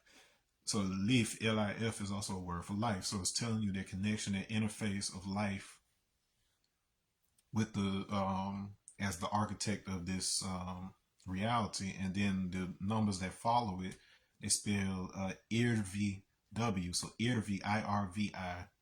It's it means elk or moose. So again we have that same connection with elk, and then that W again, we talked about in Egyptian meaning area or district. So the elk district. So it's basically saying that what that represents is, so everything that our eyes can see is part of the field to which we are bound, which is our Hubble sphere. And so it's not that the universe ends where we see the edge of the universe. It's saying that that's what our dominion is. That's the region that we actually have some say of. So it's not just our immediate solar system, as some systems would want to make it seem, but at the same time, our interfacing with the overall is based on just what we're able to do with this. We don't have to control the planets because we have control over this, what's happening inside of us. And that's basically our game controller in order to be able to change the way that the overall universe expands and things. And so there is a supreme being, but it's in and it is everything, and you are the sole form that actually has will in that dynamic, such that you and the creator have a similar relationship to the Taurus, where it's like you're separate but you're one at the same time. That's a superimposed concept, and you've had religions try to exploit the concept of you being separate. You've had stuff like the 5% that makes the black man God, but then until you reconcile those two and you bring them together, you can't fully understand that what they're explaining is a Taurus-like relationship, such that you are God, but you get to experience yourself as an individual that doesn't have immediate effect on the physical reality, but you can go through processes that allow you to be able to have a larger effect on the physical reality, and there's no limitation to how far you can expand in this universe with that. And so on that note, I'm gonna say Ashe, Namaste, peace, all of that stuff. This has been Decoding the Matrix. Don't worry, I'm gonna do other versions of this now that I have all the videos done, and I can go back, break stuff down. I'm gonna create worksheets and eventually have electronic versions of it. Like, I'm gonna try to make it as simple as possible and point you in the direction.